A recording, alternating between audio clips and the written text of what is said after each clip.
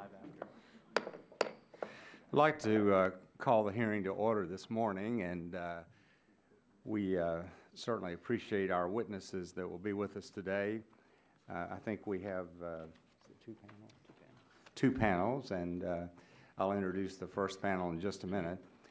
But the title of today's hearing is American Energy Security and Innovation, the Role of Regulators and Grid Operators in Meeting Natural Gas and Electric Coordination Challenges. And I noticed the clock says 20 till 10. It's actually 10 o'clock, so that's why we're starting right now. But I want to welcome all of you here today. As you know, EPA recently announced that they were going to delay the finalizing of the rule on greenhouse gas regulation of the new power plants. And I'm delighted that they made that decision. I know that one of the reasons they're doing it is they want to buttress their legal case. And all of us, we have many witnesses who will be testifying today about the increased use of natural gas, which is coming about for a number of different reasons. One, of course, gas prices are very low right now. And a second reason is that the regulatory decisions coming out of EPA makes it extremely difficult to use coal. And if they do finalize that greenhouse gas regulation for new coal-powered plants, you will not be able to build a new coal-powered plant in America.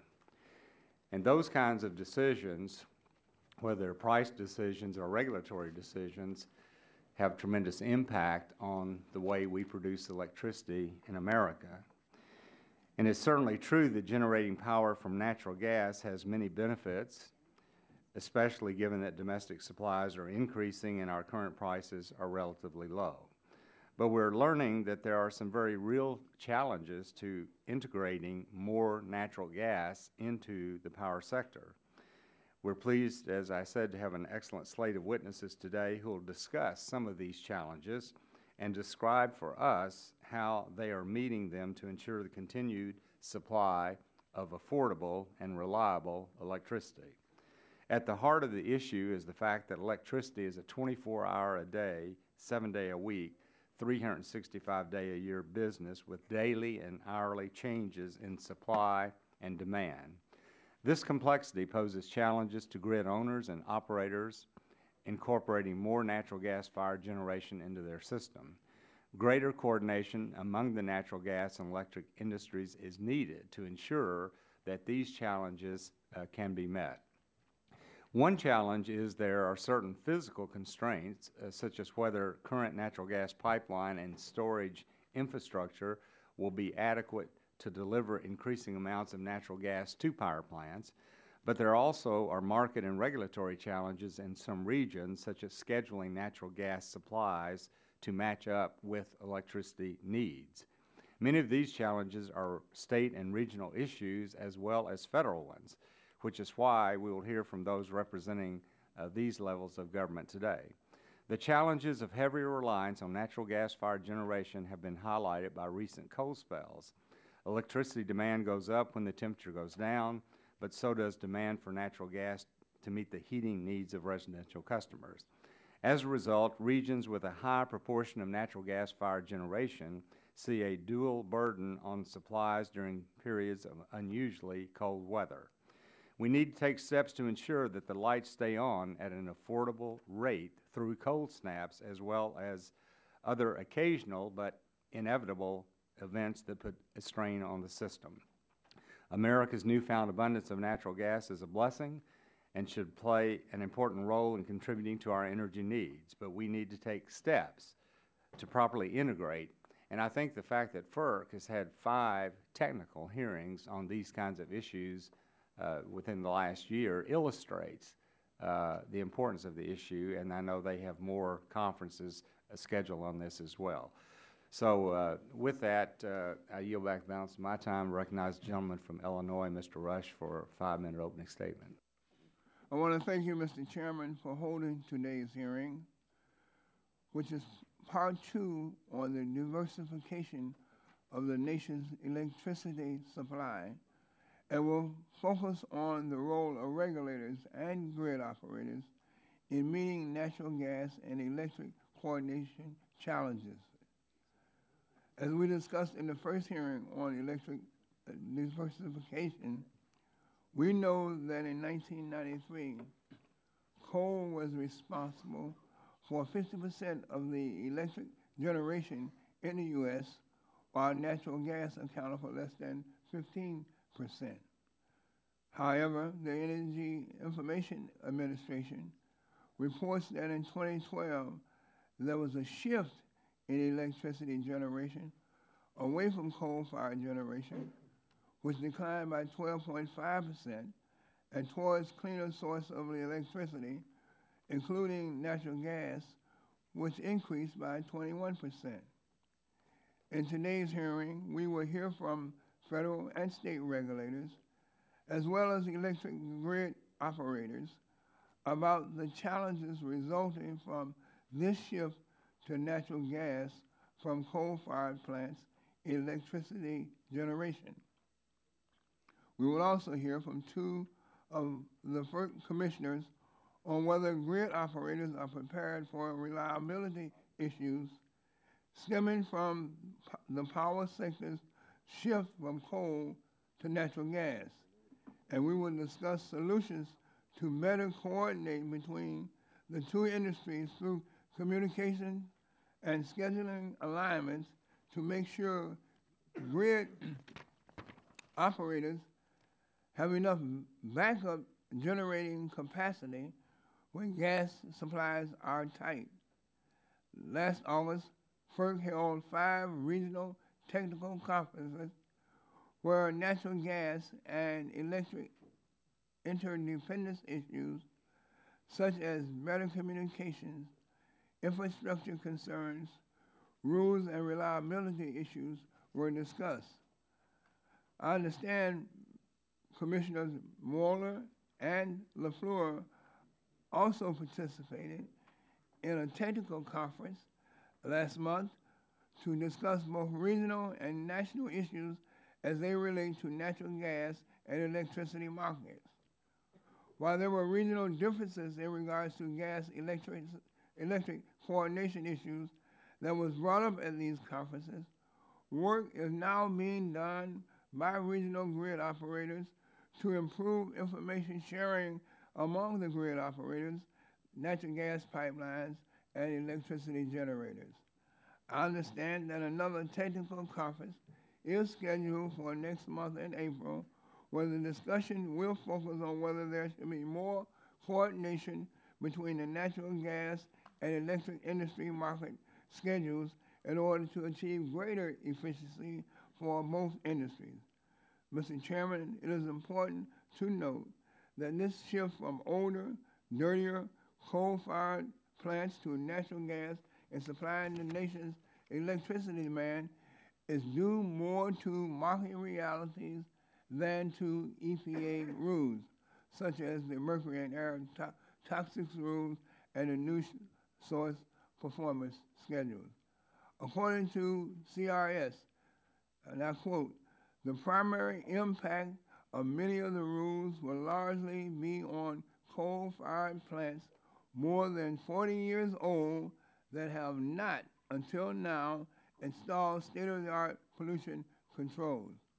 Many of these plants are inefficient and are being replaced by more efficient combined cycle natural gas plants, a development likely to be encouraged if the price of competing fuel, natural gas, continues to be low almost regardless of the EPA's rules." So, Mr. Chairman, I look forward to today's hearing. I look forward to today's witnesses on the challenges and opportunities of shifting from coal to natural gas in the nation's electricity generation portfolio. I yield back. Thank you, Mr. Rush. At this time, I recognize the gentleman from Texas, Mr. Barton, for 5 minutes. Thank you, Mr. Chairman, and I won't use that 5 minutes. I want to take a little bit of my time to welcome a witness from the second panel, Mr. Barry Smitherman. He is the chairman of the Texas Railroad Commission. That's an elected position in Texas, and I was proud to vote for him this past November. He's You remember that when I come to you for a favor later on. But he's going to testify about what's happening in Texas. We're very proud in our home state that alternative energy, wind power and nuclear power, if you want to consider nuclear as an alternative, is about 20% of our supply for electricity. We have about 50% generated by natural gas, which is the main focus of your hearing today, Mr. Chairman. And the rest of the country is beginning to come to where Texas has always been, large on natural gas. But we also have about 30% of coal power, which I know you're very supportive of, Mr. Chairman. This should be a good hearing, and we're glad to have our FERC chairman and one of the FERC commissioners. And I hope that we have a productive hearing. I've still got a lot of time. I'd be happy to yield if somebody else wants to use some of my time. Does anyone want the balance of Mr. Barton's time? Would Mr. Olson like to say some nice things? From Texas, I'd like to join his comments, and I voted for you too, Barry. Good vote. You're doing a great job for our state. Thank you very much, Joe. I will say that before Mr. Smitherman was elected chairman of the Railroad Commission, he was appointed chairman of the Public Utility Commission. So he's been double-hatted in Texas and is truly an expert. And with that, Mr. Chairman, I'd be happy to go back. Gentleman yields back. This time recognize the gentleman from California, Mr. Waxman, for 5 minutes. Thank you very much, Mr. Chairman, and Mr. Smitherman. I just didn't have a chance to vote for you. Today, the subcommittee hears from electricity regulators and grid operators about America's evolving electricity generation portfolio. There's no question that a significant transition is underway. Renewable energy policies are paying off. We've doubled our capacity to generate renewable electricity from wind and solar in just 4 years. This has cut pollution and invigorated clean energy manufacturing. Last year, for the first time, wind power added more electricity generation capacity than any other resource. Nearly half of all new generation capacity came from wind. Cheap natural gas is also helping to transform our electricity sector. This market reality is causing some utilities to retire their oldest, dirtiest, and least efficient coal plants. And new coal plants are simply not cost-effective to build today. These changes are positive developments. Until carbon capture technologies are developed, burning coal will continue to emit dangerous pollution. We should avoid investments in infrastructure that will lock in the worst impacts of climate change or create stranded investments that must be shut down before they've served their useful life. But these changes also create challenges for our electricity grid. Clean, renewable energy sources like wind and solar provide power when the wind is blowing or the sun is shining, but not at other times. We need dispatchable generation that can be integrated into the grid with these intermittent supplies. That's a planning, funding, and construction challenge. We also need to be developing and deploying power storage systems that can accommodate increasing generation from renewable sources. EPA, the Department of Energy, and the Federal Energy Regulatory Commission are working to answer these challenges. But we in Congress could help by crafting sensible energy legislation. 2 weeks ago, we heard from executives from some of the biggest utilities in the country. Entergy, AEP, Xcel operate in different parts of the country with different fuel portfolios, but they all agreed that the best way to respond to climate change is through legislation from Congress. When utilities tell us they are looking for regulatory certainty, they are not talking about bills that delay action. They are looking for real action and thoughtful policies. They want Congress to establish the rules of the road so that they can plan and invest for the future. Ideally, this committee will enact a responsible energy policy that recognizes the reality of climate change. But as the President said in his State of the Union address, he will act if we don't. And I think he better act before we fail, because the chances are we won't act, even though I hope we will. EPA's proposed carbon pollution standard for new power plants is a good first step. It's a standard that requires new power plants, whether they use coal or natural gas, to keep their pollution below a specified level. The proposed standards provide incentives for the deployment of carbon capture and sequestration technologies, and it creates a level playing field for fossil fuel-fired generation. It was valuable to hear from electric utilities at the last hearing, and I'm glad that we're hearing from grid operators and regulators today. They have important perspectives. But since policies that respond to climate change are a major focus of the statements and questions at these hearings, we also need to hear from the scientists and technical experts who can inform the subcommittee about the dangers of man-made climate change and the closing window for effective action. 2 weeks ago, I made that request at the last hearing. Last week, Mr. Rush and I sent a letter reiterating that request for an additional hearing. Mr. Chairman, I urge you to respect this moral imperative and listen to all sides of the issue. I thank the witnesses for being here, and I look forward to today's testimony. And I yield back the balance of my time. Thank you, Mr. Waxman. That concludes today's opening statements, and so at this time I'll introduce our first panel of witnesses. We have with us this morning Mr. Philip Moeller, who's the Commissioner of Federal Energy Regulatory Commission. Mr. Moeller, we're delighted to have you back with us again. And we have also the Honorable Cheryl LaFleur, Commissioner, Federal Energy Regulatory Commission. Thank both of you for being here. We do look forward to your testimony and your expertise in this area. And I'm going to call on each one of you, recognize you for 5 minutes, and there's a little box on the table that if it works, it'll turn red when your 5 minutes is up. And I'm sure I won't cut you off, but at least you'll notice that the red light's on.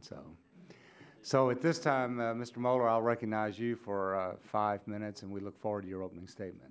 Mr. Chairman, thank you very much. Ranking Member Rush, Chairman Emeritus Waxman, and Barton, thank you for the chance to testify today. My name's Phil Moeller. I'm one of 5 sitting commissioners, and I thank you for your attention to this issue because I think it's one of the more pressing issues in our country. The convergence of the electric industry and the natural gas industry is a result of several factors. It's kind of a good problem to have. It just has to be managed as 2 very different industries converge in a way that we want to make sure that we maintain the reliability of the natural gas supply and production, and of course the electricity supply and production as well. I always have to point out the most efficient use of natural gas, of course, is direct usage, space heat and water heat. But the fact remains that we are in a major trend pattern right now where we're using more gas to make electricity. I ascribe 5 reasons for it. First, it's usually easier to site, build, and finance a gas plant than other alternatives. Secondly, oftentimes electric transmission is a cheaper alternative for consumers, but it is so hard to build electric transmission in this country that oftentimes utilities build a generating plant instead.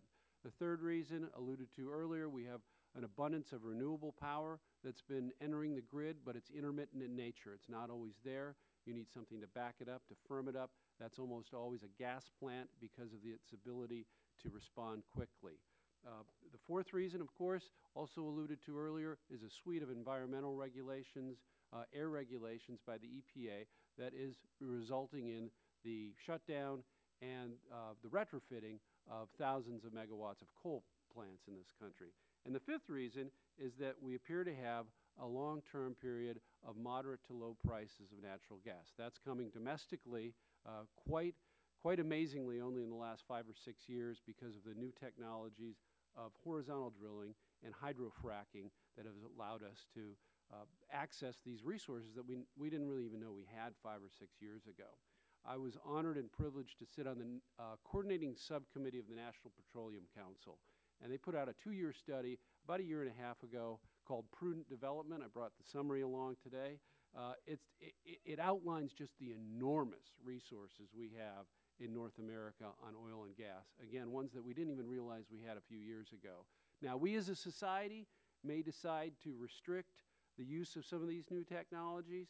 That won't be our decision, but if we don't do that, or even if we do to some extent, technology will only allow us to find more of these resources, perhaps extract them, and absent a big change, we appear to have a long-term period of stability of gas in this country, and that leads to the fact that we'll probably have low to moderate prices for a relatively long time. Well, even despite this, we've had some challenges in our country where at times there essentially hasn't been enough gas to go around, usually in a cold weather event. My colleague, Commissioner LaFleur, experienced it firsthand in 2004 in New England. A few other examples include some rolling blackouts around Denver in 2006, almost a near catastrophe in my home of the Pacific Northwest in December of 2009, when some quick action averted a lot of outages. But the event that really brought my attention to this issue was the Southwest outage of February 2011, where over 3 million people in Texas and over 50,000 gas consumers in Texas, New Mexico, and Arizona lost service. It was a cold weather event, but it wasn't unprecedented. And we had problems essentially on the gas side to deliver electricity, and then failure on the electricity side to deliver gas. Again, our staff at FERC and also the North American Electric Reliability Corporation put out a great report on that outage that describes the industries in quite good detail as a primer, what happened, recommendations for it. So there was a failure to communicate, really, in that event, and I was concerned going into the last couple winters that because of those failures to communicate, we could have a repeat episode if we had some really cold weather. Now, in reality, we had pretty warm winters the last couple years, but I'm concerned that the system hasn't been stressed under this new regime of moving toward more gas to make electricity in addition to the traditional uses of gas. So about a year ago, I put out a series of questions to the public asking where we should go on this. My colleague, Commissioner LaFleur, added some, and our chairman gave it a docket number. It's been a public proceeding. Our chairman has dedicated enormous staff resources to trying to deal with this issue. And as you alluded to, Mr. Chairman, we've had a series of 5 technical conferences, regionally based in August, another one last month, another one next month, another one in May, where we're looking at the short-term communication issues so that if we have another cold winter event next winter, that people can talk to each other. Medium-term issues of getting the markets aligned correctly, and longer-term issues of making sure we have the right market rules, financial rules, and environmental rules to get more infrastructure built in this country to deal with the long-term issue of enough pipe and supply to customers. Again, thank you for giving this issue the attention it's giving. That helps us along. I'm not sure where we're going on this, but I'd be happy to answer any questions when appropriate. Thank you, Mr. Moeller, and Ms. LaFleur, you're recognized for 5 minutes. Thank you very much, Chairman Whitfield, Ranking Member Rush, and thank you, and Phil, and other members of the subcommittee. I appreciate your holding this hearing and the opportunity to testify. Since July 2010, I've served as a commissioner of the Federal Energy Regulatory Commission. Earlier in my career, I had the privilege of serving electric and natural gas customers in New England and upstate New York. That experience taught me firsthand how important reliability is to customers and real communities.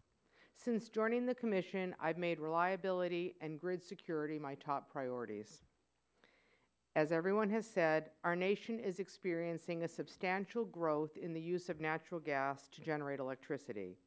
In the past 15 years, gas use for generation has increased at the rate of 6% per year, but in the past 3 years, it's accelerated to 10% per year more gas being used for electricity.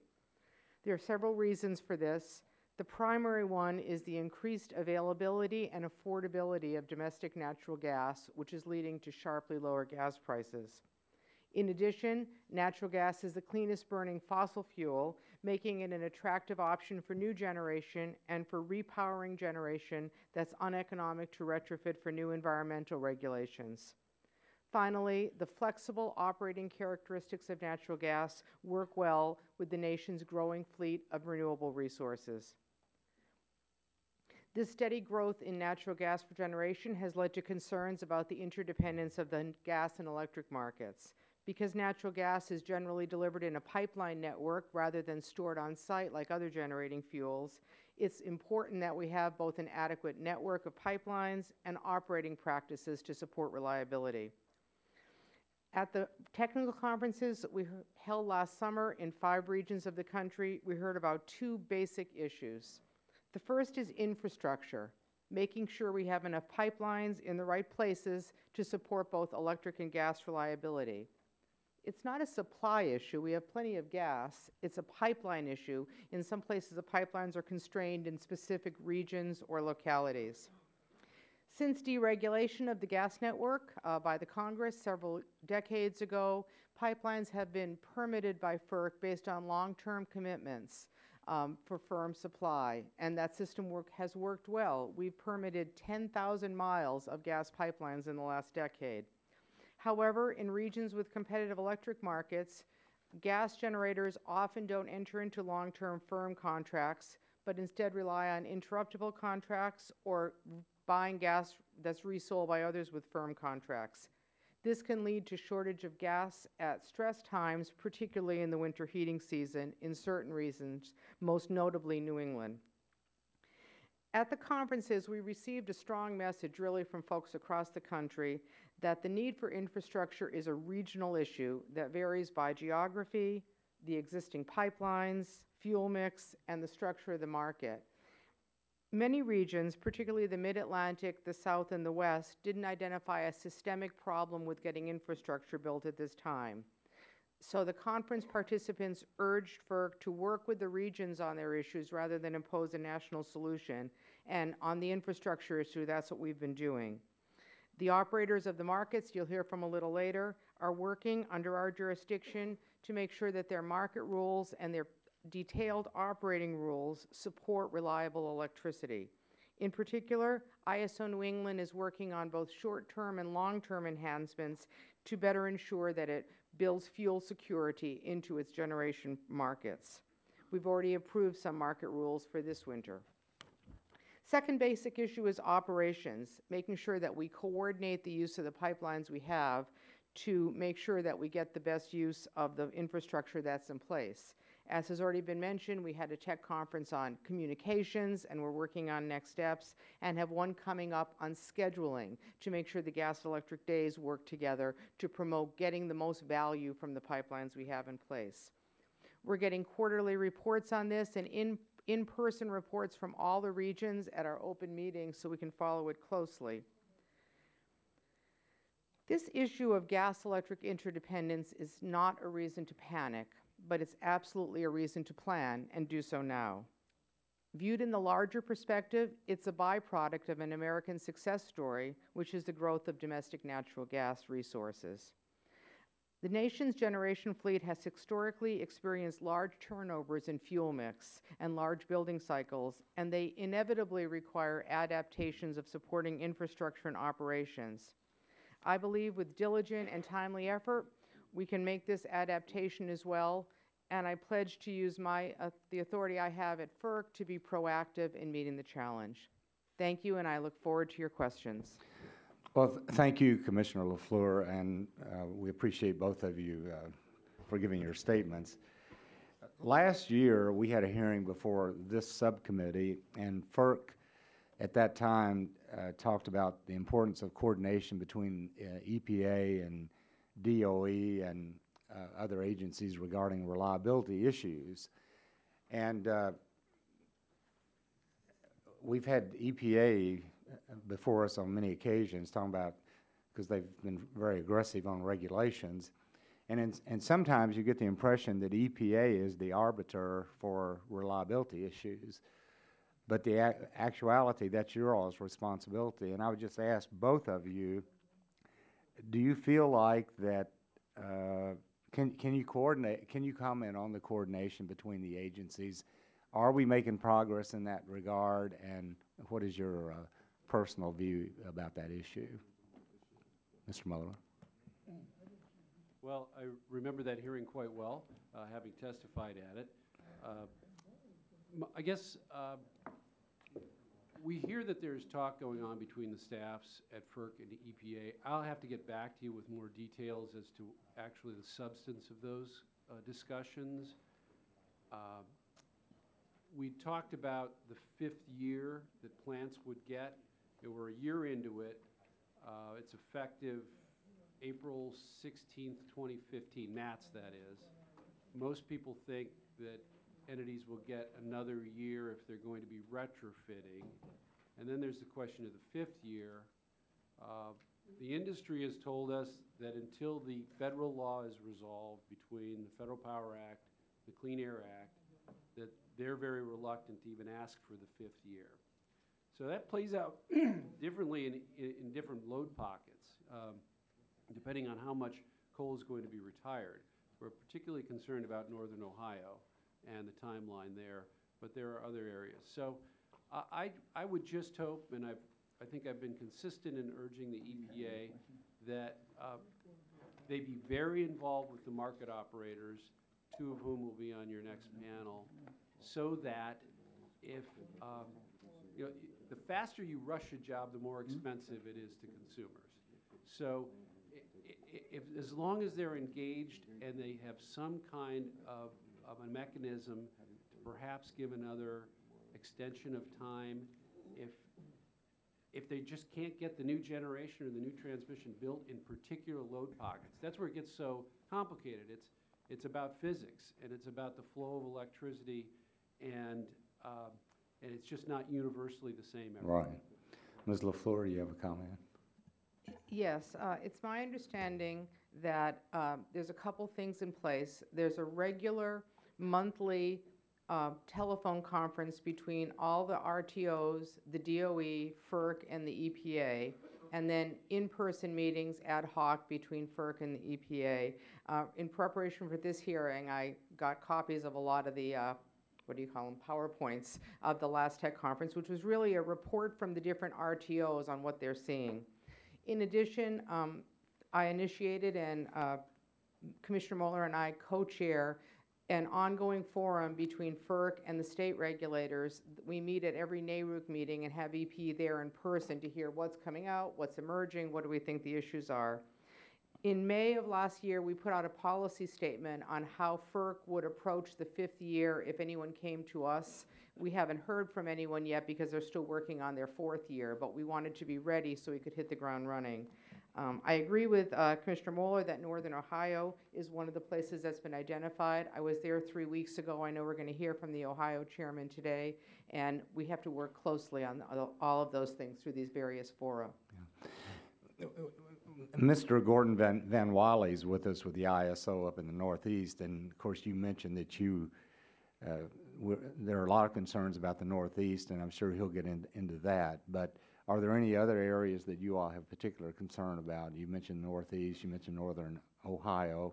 What are some other geographical areas? Well, the Midwest, and you'll hear from Claire Moeller from ISO later too, but just the number of megawatts that are either being closed down or retrofitted is enormous in a relatively short amount of time. Right. New England is clearly at the cutting edge, but the Midwest and also the New York were places that had a lot to say when we had our tech conferences.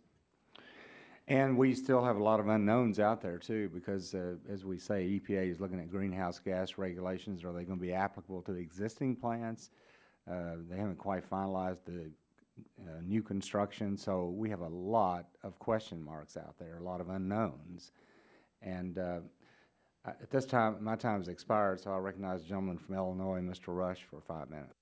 Well, thank you, Mr. Chairman. Mr. Chairman, I have a different line of questions. I'm going to begin with Commissioner LaFleur. Commissioner LaFleur, in your testimony, you cite the lack of pipeline infrastructure as your first area of concern in ensuring adequate pipeline capacity to support both gas-fired electric generation and other gas customers. Lack of access in pipeline infrastructure is also an issue that I have concerns about.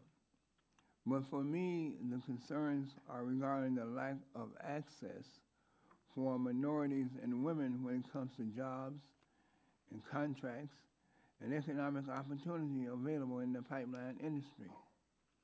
Specifically, over the last Congress, this subcommittee heard from witnesses from all aspects of the pipeline industry, including private companies and associations, as well as from federal agencies, and each time I posed a simple question.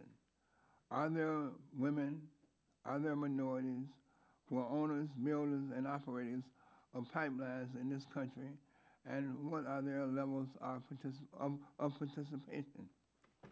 Because I could never get a straight answer on this question, I drafted language in the Pipeline Safety, Regulatory Certainty, and Job Creation Act of 2011, which called for a comprehensive GAO report examining the levels of engagement and participation of minority-owned, women-owned, and disadvantaged business enterprises and contractors involved in the construction and operation of pipelines in this country. To absolutely no one's surprise, the GAO report came back stating that the levels of minority participation in the pipeline industry was so small that it was almost negligible.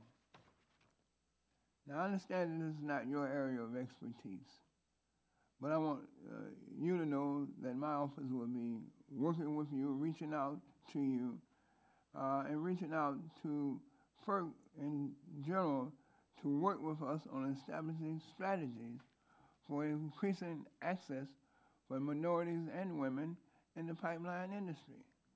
As you stated in your testimony, over the next few years, we will have to build up the nation's pipeline infrastructure in order to address the shale oil and gas boom and make sure the energy is getting to urban areas, rural centers, wherever it's needed at. As policymakers, it is our responsibility to ensure that all segments of the population are able to participate in building this critical infrastructure, and that all communities have access to the economic opportunities that will be available in the pipeline industry over the next decade. Again, I look forward to working with FERC, engaging FERC on this issue, and I'd like to ask both of you, do you have any responses or any comments to share with the subcommittee now that I've raised this particular issue? Well, thank you, Congressman Rush, for bringing up an important issue and one I probably haven't thought enough about. I am involved in several organizations for women in energy. I actually was meeting with one group of women last night, and we were talking anecdotally about how there were more women in electricity than in natural gas as a anecdotal impression, and that backs up what you're saying. And more of them are on the regulatory legal side than on the construction side.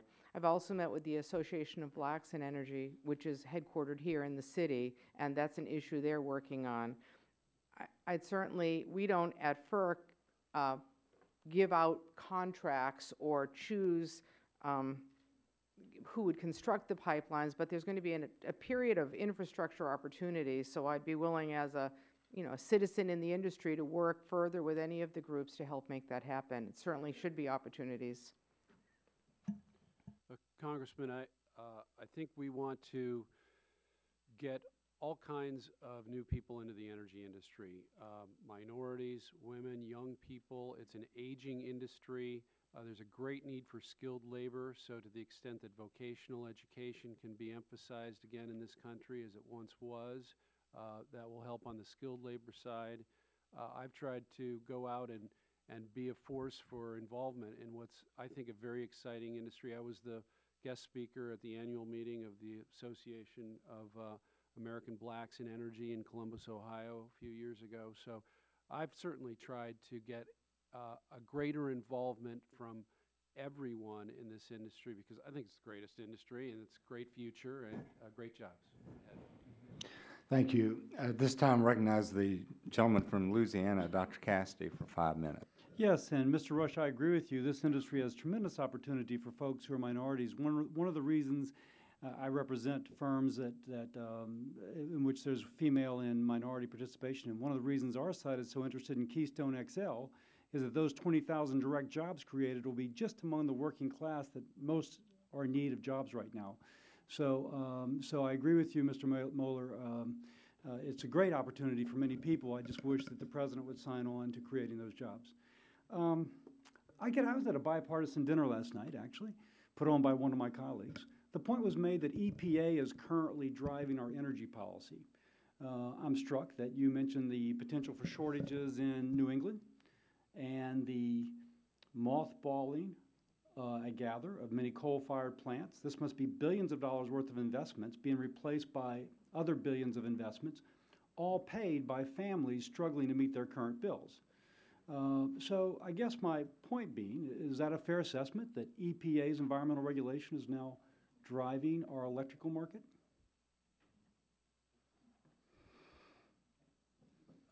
It's certainly it's a factor, yes. Now, the factor could be 1% or it could be 90%. But I gather that these mothballed coal plants, it's 90% EPA. Is that a fair statement? I don't know if I'd pick a number, but Give me a ballpark. I'm not going to hold you to it. I mean, is it 1 or is it 100? Or is it where would you make it closer to? With 100 being highest. Well, it depends on the plant, but in some plants it's 100%.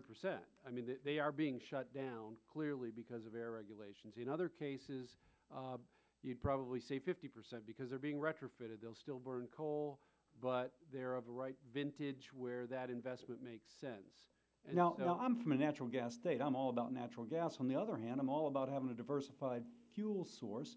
It really does seem as if we're putting a heck of a lot of our eggs in the natural gas basket for no other reason than EPA is driving this. Is that correct? That's a major factor. Prices and the access is also part of it, but that's where we're concerned from a reliability perspective. If you're dependent on a pipeline and just-in-time fuel supply, it's a lot different than a 60-day pile of coal.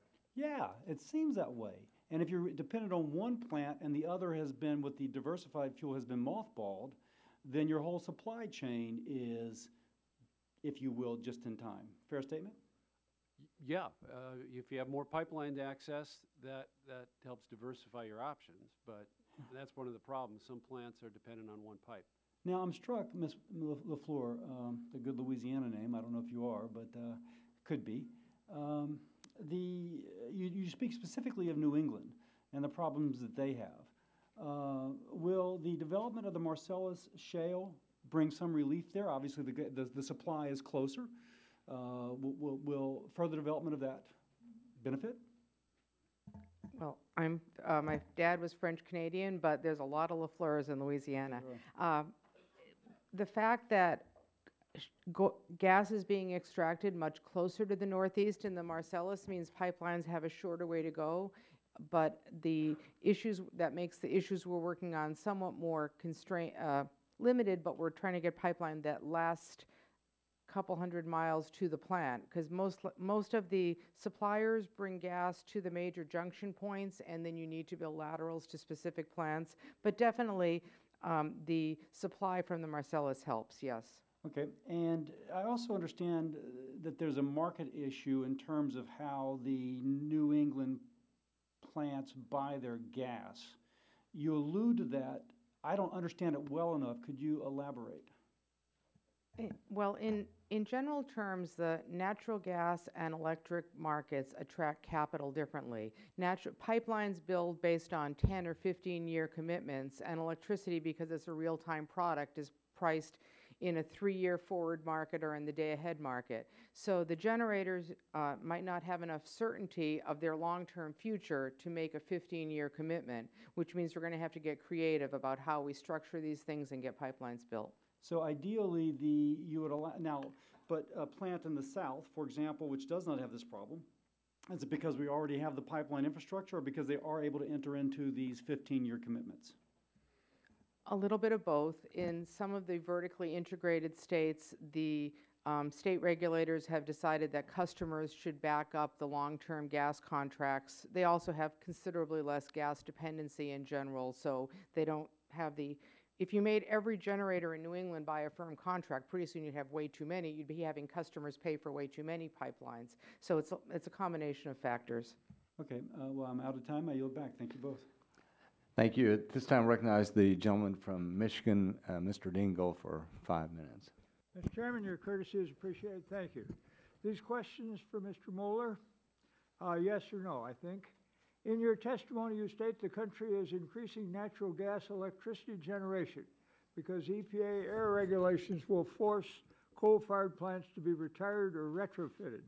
Do you believe that the increased availability and lower cost of natural gas has played an equally important role in our transition to natural gas? Yes or no? Yes.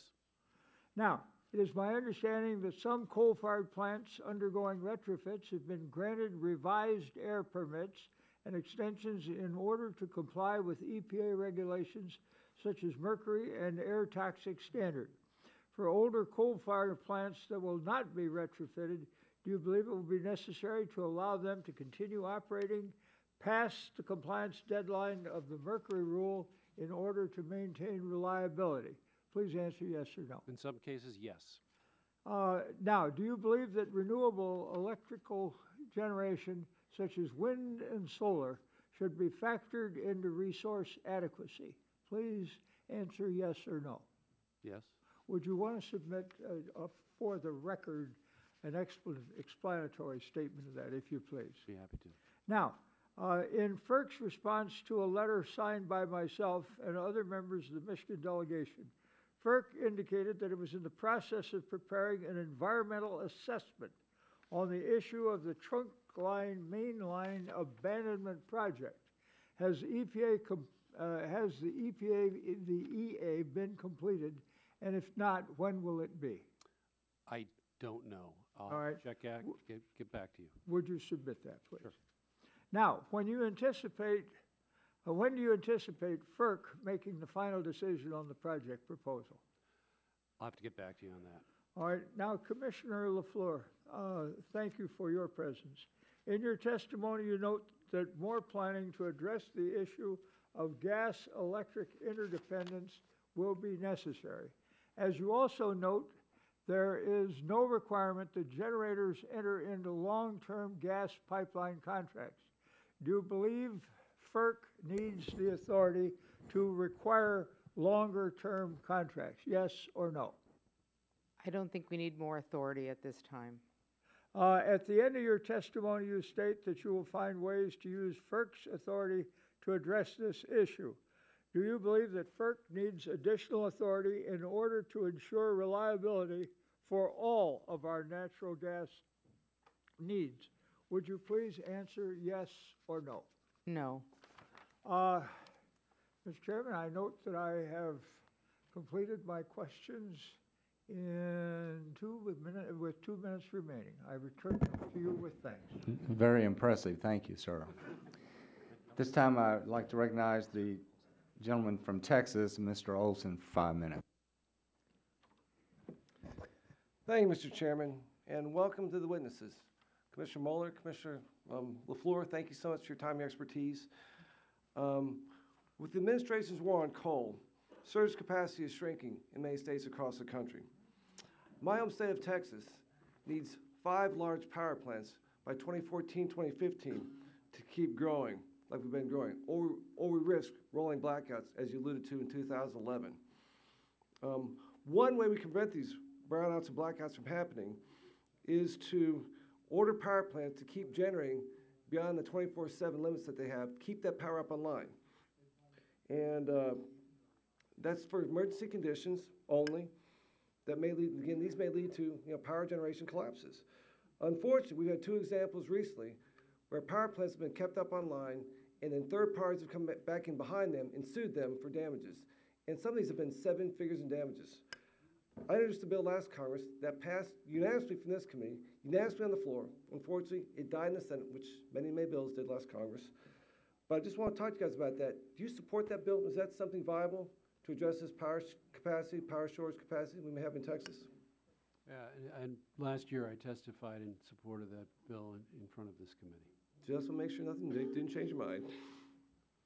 Commissioner LaFleur? Yes, I support that targeted bill to give relief if you're ordered to stay on. Great. Again, Commissioner Miller, you talked about the 2011 power crisis we had in Texas, basically the wind power crisis. And 12% of our demand dropped offline almost automatically. About 50 power plants were impacted by that. Most importantly for Texans, the Super Bowl was in Dallas that weekend, almost got canceled because of no power at the Cowboy Stadium. Could you please elaborate on what you learned from that incident and what advice you can give me for my state to take away from this? Got that great report there.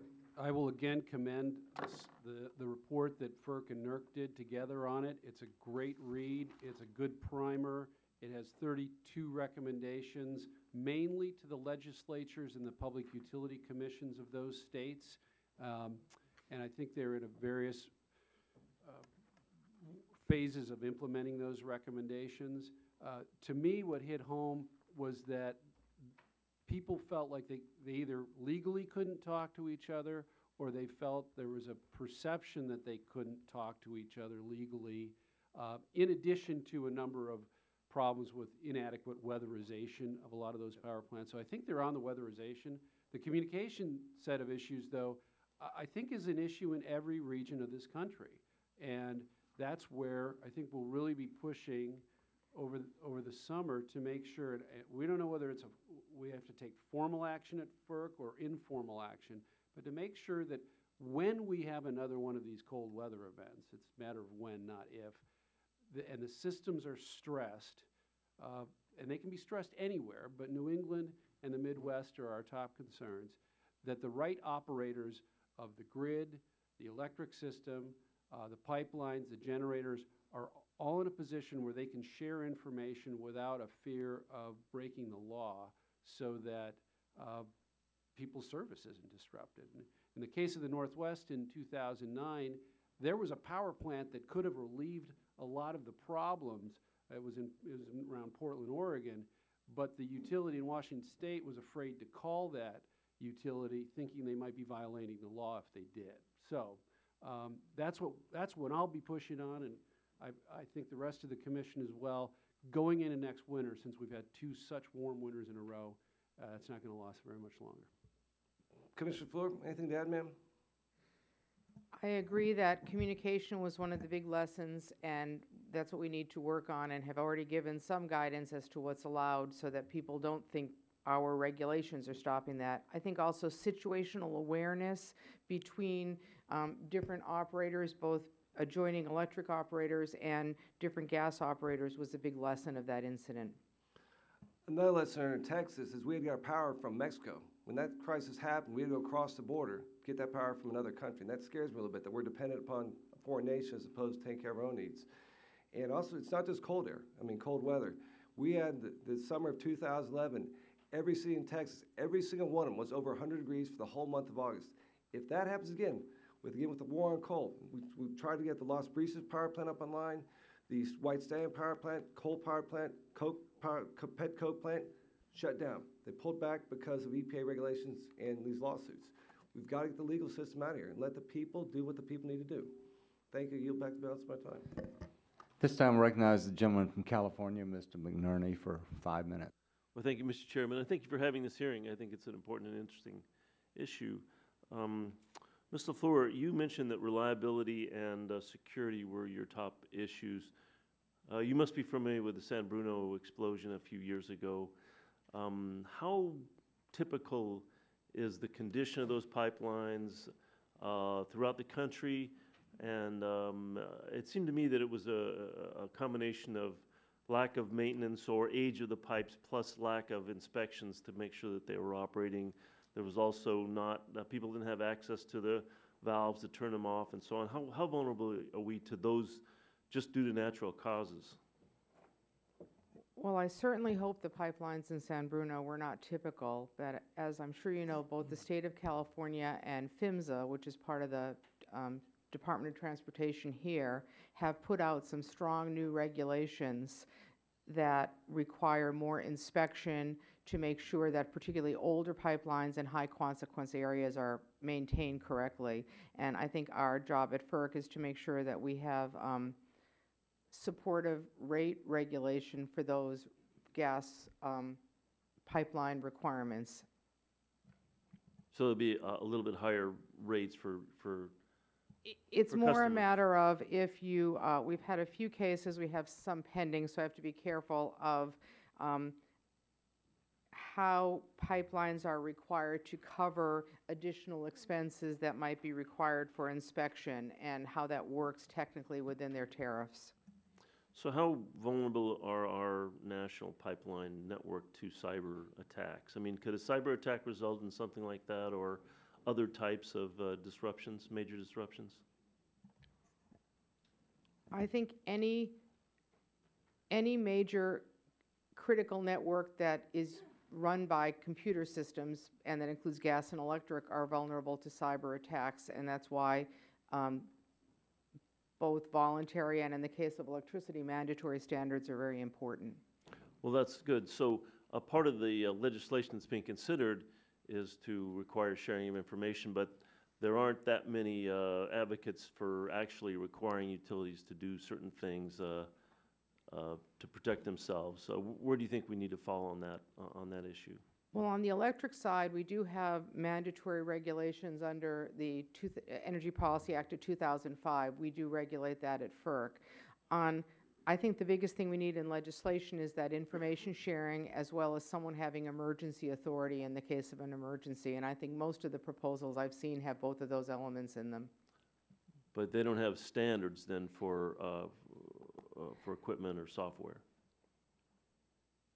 I think if I were the queen of the world, mandatory standards would be good. I think getting some legislation passed, even the more modest legislation, would help a lot. I think information sharing is the top priority. Okay, thank you. Mr. Mueller, you mentioned that we need increased flexibility to address the pipeline capacity issue. Is this a regulatory or a statutory issue, in your opinion? Well, it's a regulatory issue primarily. If you ask me for statutory recommendations with the intent of getting more pipeline in, I could come up with some. But I think for the most part, people have been fairly satisfied with the process we have at FERC for new pipelines. If you cross a state line, you come to FERC for a certificate to build it. And it's a public process. The routes always get changed. And then there's the regulatory cost recovery that we handle with. I mean, it could be done quicker. Again, if you want recommendations, I can give you those. Do you think that when you say flexibility, do you mean increased capacity and more pipelines? Is that what you mean by flexibility? I think both operationally and additional infrastructure. We clearly need more pipe in New England. They're at the end of the pipe. They're more dependent.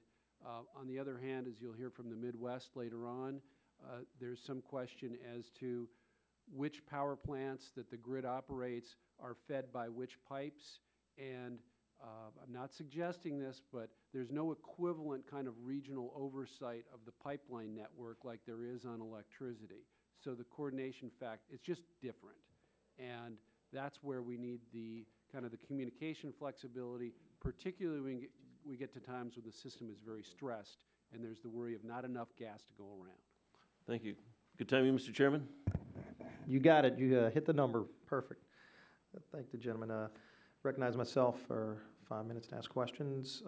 Mr. Mueller, in response to the chairman that had asked you some questions, I think you responded specifically about some concerns in northern Ohio related to their coal plants. Can you expand on the concerns that you have there? Yes, and I know we have the chairman of the Ohio Commission coming up later, so I wouldn't want to usurp his expertise. But we have a zone in northern Ohio where a number of plants are being shut down in the next 2 years, perhaps. There's a need for greater either generation in that load pocket or more transmission or both. And when the market did because Commissioner LaFleur alluded to the 3-year forward capacity market, and new generation did not clear in that market because the prices were suppressed by a lot of demand response. Some concern whether that demand response is actually going to be there in the summer of 2015. So there's a lot of issues. They come together in the summer of 2015 when, of course, the load is the highest, and it's something we're watching very closely. Thank you. You were also talking about kind of a concern about regulation, if there's a haste to put regulations in place quickly, that it, or to add more on top, that it can actually add to the cost of electricity for consumers. Can you expand on what you were referring to there? Yes. Well, given the number of megawatts in this country, and they're spread out around most of the country, there's not a lot in the Northwest or the Northeast anymore, or California, but the number of coal plants that are being retrofitted in a short amount of time, there's a squeeze on the engineering talent, the skilled labor component. There's some argument there are not enough Boilermakers to go around. The supplies, just the supply chain gets squeezed the shorter that time frame is to try and get it all done to meet the regulations. So like any job in your house, that if you want it done quicker, you're going to pay more. And in this case, consumers will bear that, and I hope that is kept in mind. Is there any one agency that you're referring to in terms of regulation? We see the EPA throwing a lot of this on top of industry. Again, when industry talks to us, they talk about the added cost that it forces on consumers as they're doing this. So there's definitely a cost associated with it. Is it EPA? Are there others as well that you're referring to? No, it's primarily EPA. We're talking about I'm talking about the air regulations, and I'm not here to bash them, but we do that. Don't worry. When we hear about a lot of the things that they do that that don't have anything to do with improving health or safety, it's more just to kind of put burdens to, it seems like, pursue an agenda. And this isn't a question to you. This is more things we see in the hearings when we have them before us, and it just seems like they keep going in their own direction to pursue an agenda. Whether it's kind of a cap and trade de facto through regulation, when Congress is, has expressed in a number of different ways that that's not the direction we'd like to go. And, hopefully, I know we've got legislation, many of us are supporting to say Congress shouldn't put some kind of carbon tax in place. Maybe we'll have more hearings on that. But, when they see them going off in their own direction anyway to try to impose regulations that just carry out an agenda, there's a cost to that. And I think those costs need to be brought up. I do want to touch on something you talked about in your opening statement, where you were talking about this revolution in natural gas that's come about through hydraulic fracturing, through horizontal drilling, that technology that's allowed us to open up vast reserves of new energy here in America. And of course, we hear about EPA looking at trying to get into that and try to regulate what states already do. States do a great job of regulating hydraulic fracturing. It's been very successful, created great jobs, but also great potential for American energy security. And of course, that's threatened. You talked about technology allowing us to find more natural resources. And I do have concerns that, that as these natural resources are found, that the government regulators themselves could impede that innovation, that technology, if they do try to regulate it in a way that doesn't allow us to access those natural resources. So I don't know if you want to touch on that, if either of you, both Mr. Moeller or Mr. LaFleur. Well, this is, again, those won't be our decisions because that's not in our jurisdiction, but hydrofracking and horizontal drilling and the shale revolution has been, it's been a revolution. A few years ago at FERC, the most controversial things we dealt with were LNG import facilities. Now they're LNG export facilities. And then if Ms. LaFleur, before the clock expires, any? Well, I agree that we're going to have to closely monitor regulations that come out that might affect gas extraction because they could affect gas supplies. It's not something we're specifically responsible for. We really just certificate the pipeline network. All right, thank you. I think Mr. Ranking Member, Mr. Waxman, is up next. Thank you very much, Mr. Chairman. The nation's electricity generation portfolio is in the midst of a significant transition. We doubled our capacity to generate renewable electricity from wind and solar in just 4 years. And last year, nearly half of our all new generation capacity came from wind. There's also been a large increase in natural gas generation. Commissioner LaFleur, what is the primary reason utilities are increasing their natural gas generation? I'd say the primary, if I had to point to one reason, is the reduced cost of natural gas. I mean, most of the nation's coal fleet was built when that was by far the cheapest fuel, and now that gas is the cheapest fuel, people at the market is responding. In your testimony, you discussed how natural gas generation also supports the expansion of renewable energy. Could you explain how wind and solar power benefit from the increased use of natural gas for electricity generation? Yes, because wind and solar, they don't consume fuel, but they can only operate when the wind is blowing or the sun is shining for the most part. You need quick ramping resources that can fill in when they ramp down. And because natural gas machines tend to be more flexible, they're well adapted to that filling in with wind and solar. As utilities move from coal-fired generation to cheaper, cleaner, and more flexible sources of power, we hear complaints about the retirements of coal-fired plants. Commissioner LaFleur, my understanding is that most of the planned retirements are the oldest, least efficient coal plants. These are plants that have operated for 50 or 60 years or even longer. Is that right? Yes, for the most part. I mean, we're monitoring this. We get reports from the different regions of the country, and most of the first coal plants to retire are the older, built in the 50s and 60s, most expensive to run, and for that reason they were rarely operated. It's like if they came up with a new rule that you needed some expensive braking system for your car, first thing you do is put it on the car you drive to work every day. But if you had a car you only drove on vacation, you might say, gee, do I want to spend the money on a car I drive once a year? Some of these plants were kind of on the edge of the system. Okay. Well, moving away from the oldest, dirtiest generation is reducing our carbon pollution. Many other coal-fired power plants are going to be installing modern pollution controls to reduce their toxic emissions for the first time. That's going to provide tremendous health benefits.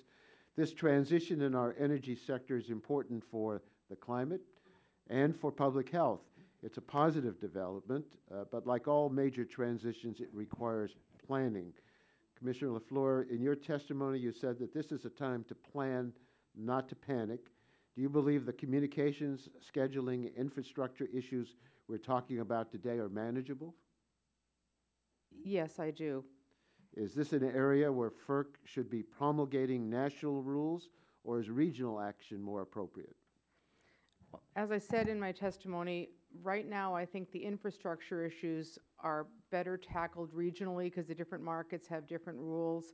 But if we do something on either the schedules or on communication, those might lend themselves to national action. Well, sounds like FERC and grid operators are doing exactly what they should be doing, identifying the challenges posed by this transition and developing solutions to address those challenges. We're moving away from a coal-heavy energy portfolio to a truly diverse energy portfolio.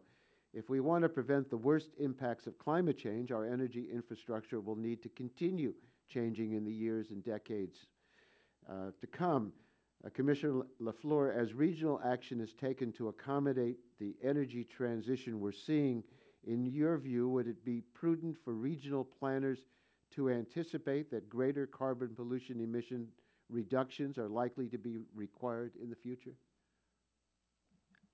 Most of the planners, whether they're at the state level or at the regional level, do scenario planning, and it's probably prudent to model, well, what if there's new carbon legislation? We don't have that legislation now, so it's not an immediate thing to plan for, but they probably model multiple futures, and I think they should. Well, I would think that they would anticipate not having the same do-nothing Congress we have now forever. And even stop clock is correct twice a day. So perhaps we will get bipartisan support and do something about climate change, and that, I think, would be all to the good. Thank you very much for your... This time I recognize the gentleman from Kansas, Mr. Pompeo, for 5 minutes. Thank you, Mr. Chairman. I want to talk about the pipeline permitting process. So there was a recent GAO study on this from February of this year, February 2013, that talked about the process. And in that report, it said that FERC does not track the timeframes for these permits being granted. And in light of stakeholder concerns, do you think that FERC should be tracking, I'll ask you both, do you think, yes or no, do you think FERC should be tracking the time that permits are being granted from application to completion? I think we should be aware of that. My understanding of the Inga report is that it said FERC did a pretty good job meeting its This was a GAO, deadlines. I'm referring Oh, to I'm a GAO sorry. report that said, Oh. that you all aren't tracking how long it takes. That they had to go to public records to identify the lengths of the permit process, that you all kept no such records. Is that true?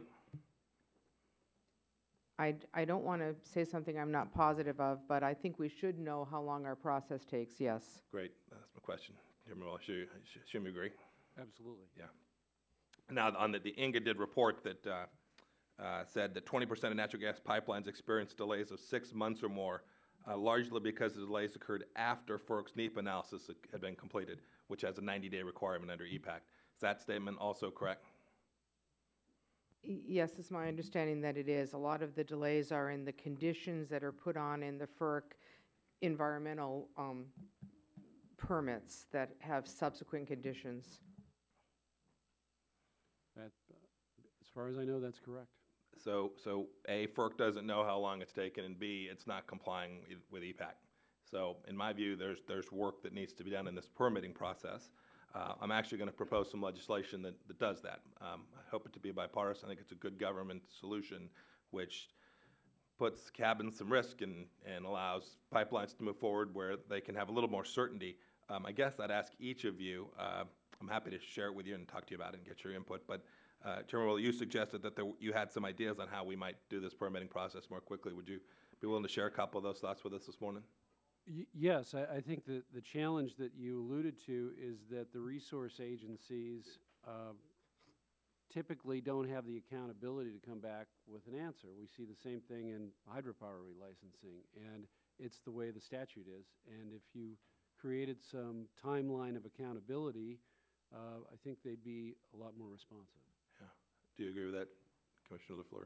Yes, I do. I agree both on the problem and that we do not control all the other agencies who have to act to get a permit out, and I'd be happy to look at legislation. Great, thank you. I'd love to give you all more capacity to just control those processes, and the legislation I'm drafting, I think, will move us along that way. I wanted to just, one more thing on permitting that I want to talk about. I won't go through the list of permits. There's a very long list of folks you've got to go please before you get to build some of this new capacity. But I want to talk about a statement that the President has made about NEPA process. He says now NEPA process will have to include an analysis of climate change, at least as reported in an article in Bloomberg on March 15th. From a natural gas infrastructure perspective, it seems to me this could be very problematic in terms of extending the timelines to get pipelines built.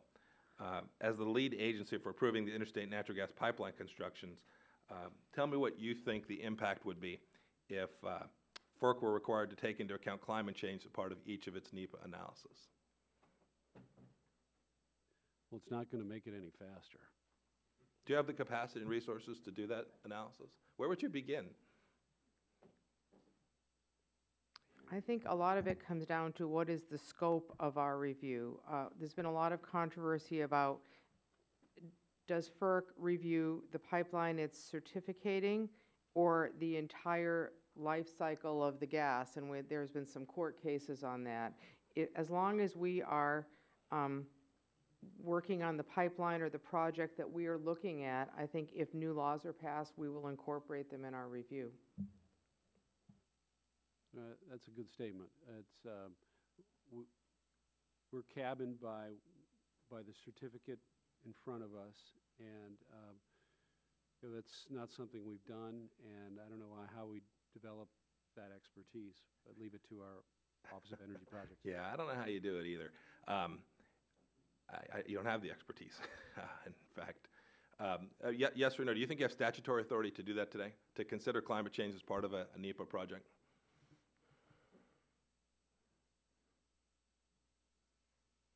Maybe we should review the court decisions on that before. we Okay, get back. I'm happy to let you do that.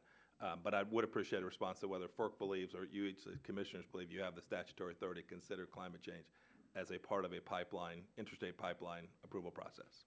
I'd also like to get back to you on that. Thank you. I yield back. Thank you very much. This time recognize the gentleman from Texas, Mr. Green, for 5 minutes. Thank you, Mr. Chairman, and I agree with my colleague that FERC's not prepared to do that, but there was a bill here last session that was going to give FERC the authority to approve the Trans-Canada pipeline, and I think your testimony was that you're not prepared to do that either. And so hopefully we have problems on both sides of our aisle with giving agencies responsibilities that they're not ready for. But let me get back to my line of questioning. Both commissioners, welcome, and thank you both for being here today. I represent a district in Texas, and so ERCOT is our RTO, and I've heard that there's some pretty serious concerns that are about there not being enough forecasted power generation to ensure reliability in the ERCOT market in the future. Could both of you please speak to whether you think that the market structure under ERCOT is enough to incentivize the creation of new generation? And if you don't think it is, what can we do? And I know our next panel, we have a former Public Utility Commissioner for Texas and also our Railroad Commission Chairman, so I'll ask him the same questions. So, but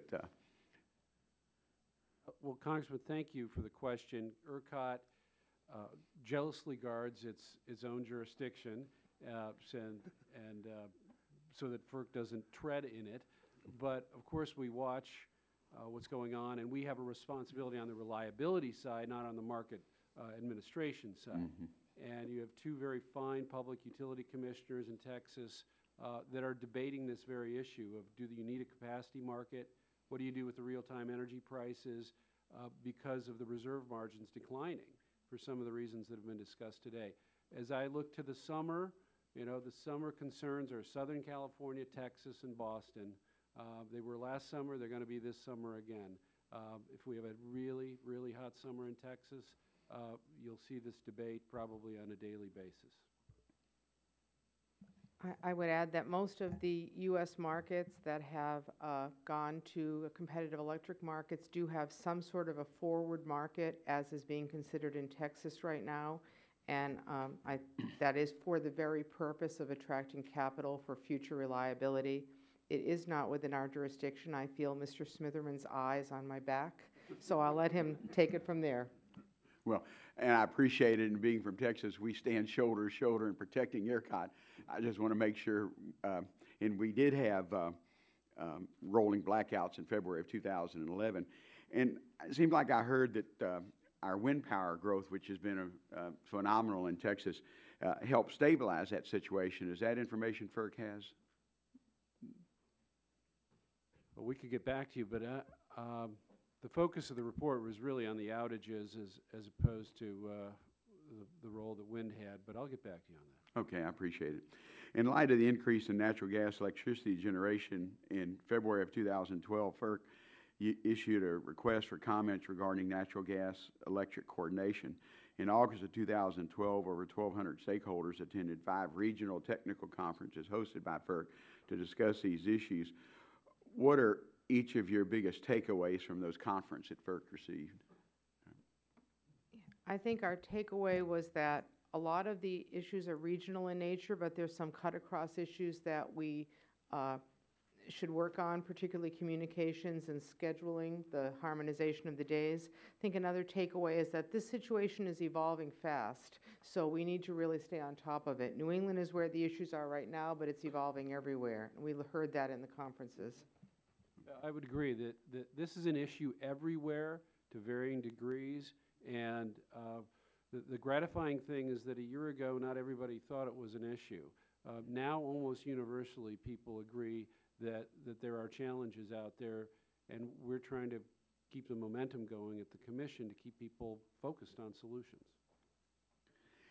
Commissioner Mueller, after the Southwest outage of February of 2011, FERC and the North American Electric Reliability Corporation conducted a study for the causes of the event. The ensuing report that was issued in August of 2011 had 32 recommendations for industry and regulators in an attempt to avoid a similar occurrence. What are some of the more important recommendations? Is there a plan for enacting these? There is a plan. I haven't had an update for a couple of months, but the focus on most of the recommendations was to regulators and legislators in those 3 states. The primary recommendation on the electric side was winterize the system, go into the winter with the same kind of urgency you go into the summer in ERCOT. And I think there's been a lot of progress, and I think Barry Smitherman can answer a lot of those questions. Some of the others are tougher. Like Arizona doesn't have any storage. We had a conference to try and promote storage, gas storage, underground, but that doesn't seem to be materializing. So I expect another report on the status of the 32 recommendations sometime later this year, but it's something I'm very concerned about. Well, and I only have a couple seconds left, but I appreciate what FERC does and the stability that it does, and I'm glad you came for our committee. I appreciate it. Gentleman's time has expired. At this time, recognize the gentleman from Virginia, Mr. Griffith, for 5 minutes. Thank you, Mr. Chairman. I appreciate that, your courtesies in recognizing me. I would also say to the witnesses here that it was very refreshing to hear folks from an agency come in and on 2 occasions say, I don't believe we need more authority at this time. It's very unusual to hear those comments in this committee, at least. Also, Ms. LaFleur, I note, and it's been mentioned before, but I would note again, because sometimes the folks on the some of the folks on the other side of the aisle want to think it's just gas prices that are causing a problem, and you did acknowledge in your written testimony on page 2 that it's repowering older fossil generation that is uneconomic to operate or to retrofit for new environmental regulations when talking about the shutdown of coal. Do appreciate you recognizing that it's a combination. And likewise, in light of the fact that experts have previously testified in another hearing in this committee that they anticipate that gas will rise back up to about $4 by the end of the year, and that at that point coal once again becomes competitive on pricing, would you not acknowledge that at that point, if we get to that point, and there is some speculation there, but once we reach that point, that then it would be predominantly the new environmental regulations that are shutting down our facilities, our coal facilities? Yes or no? I don't see it exactly that way, no. All right. Okay. But it's still a major concern, and you have acknowledged that, and I appreciate Absolutely. that. You know, I thought it was interesting, somebody else brought up the cyber attacks, and apparently in 2012 we had a series of cyber attacks on gas pipeline companies and so forth. You recall seeing that information? Yes.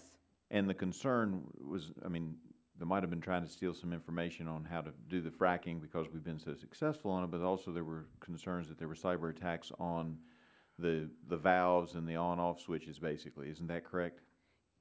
It was on the energy management system that regulates the pipelines and that opens valves and runs compressors and so forth, yes. So that it's theoretically a successful cyber attack could close down or open up gas pipelines, close down ones we don't want closed down and open up ones we don't want opened. Isn't that correct? Yes, theoretically, yes. Now, I'm no expert on using the computer, but I was sitting here when that question was asked, and I started looking for, you know, attacks and cyber attacks, et cetera, on coal facilities. And the only thing I could find were EPA attacks on coal. I didn't find anything about foreign powers. Have you run across any instances where it appears that foreign powers are attempting to figure out ways to disrupt our supply of coal? There have been cyber attacks on the energy management systems that turn plants on and off, and like FERC, cyber attacks are fuel neutral. They would mess up whatever was being turned on and off. I'm not aware that I remember of any specifically at a coal unit. But I do think that in regard to your concerns about the pipelines, you previously indicated that one of the concerns was getting the pipelines to the facilities and so forth, and that it was a whole lot easier to have a supply of coal sitting there on the ground than it was to have the natural gas automatically show up when it was needed at the power plant. Didn't you indicate that to us earlier? I think I said that was what was different about gas, that it came in a pipeline, yes.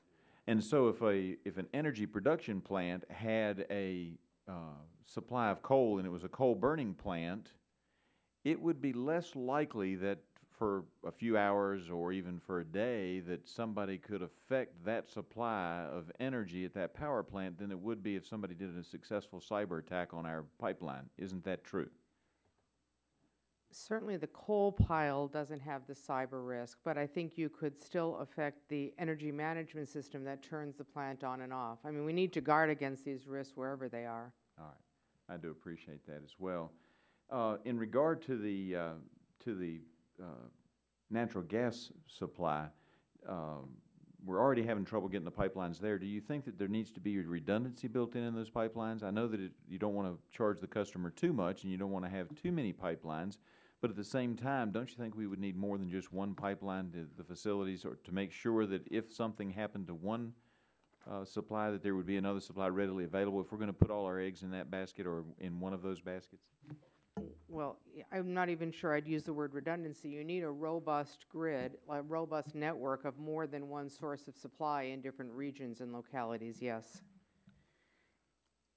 And it is always a little bit dangerous to put a huge percentage of your energy into one fuel source. It's always better to have multiple sources available to supply the electricity for the American citizen. Isn't that true? Yes, I believe that. And so it would be ill-advised for our country to completely eliminate coal as an energy source in light of the fact that we have the world's greatest supply of coal. Wouldn't that also be true? I think we're much better off with the coal plants being retrofitted, as the vast majority of them are, than losing all of them. I thank you and yield back. This time I recognize the gentleman from New York, Mr. Tonko, for 5 minutes. Thank you, Mr. Chair, and thank you for a very interesting topic today. And let me welcome Commissioner Moeller and Commissioner LaFleur. And your expertise is very helpful in this discussion.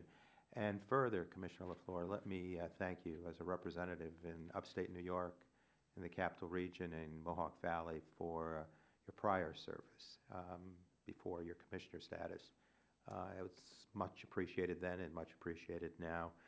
Commissioner LaFleur, the pipeline capacity issues in the Northeast region appears to be a greater constraint on natural gas distribution than in other areas. We've had a lot of focus on that today, but primarily concerned about the Northeast. And are issues related to the siting of pipelines a constraint, or is this primarily a matter of needing to speed up the investments in natural gas infrastructure? I think it's more of an investment issue. I mean, pipelines are harder to build in urban areas, but we've had a number of them built, so I have confidence that they'll be constructed if the investment comes forward. And in terms of the investment, what, if anything, could be a response to that? What could enhance the investment opportunity? Well, I think what ISO New England, I think they'll talk about, is working on is ways in which to structure the generation markets to motivate the generators to build in more fuel security, so invest or increase their commitments to pipelines or other dual fuel commitments or other gas storage. We do have LNG storage in the Northeast, other ways of getting fuel security. So it's pricing the fuel security into the generation, I think, is the big response. Thank you. And as utilities have reduced their coal-fired generation, we've seen reductions in carbon pollution from the energy sector. And increased natural gas generation is one factor in this drop of carbon pollution, but it's obviously not the only factor. So, Commissioner, would you agree that state-level renewable energy policies have helped to reduce emissions from the power sector? Yes, I think they're driving a lot of renewable investment, including in upstate New York. As you know, if you drive up near Niagara Falls, you just see windmills as far as the eye can see.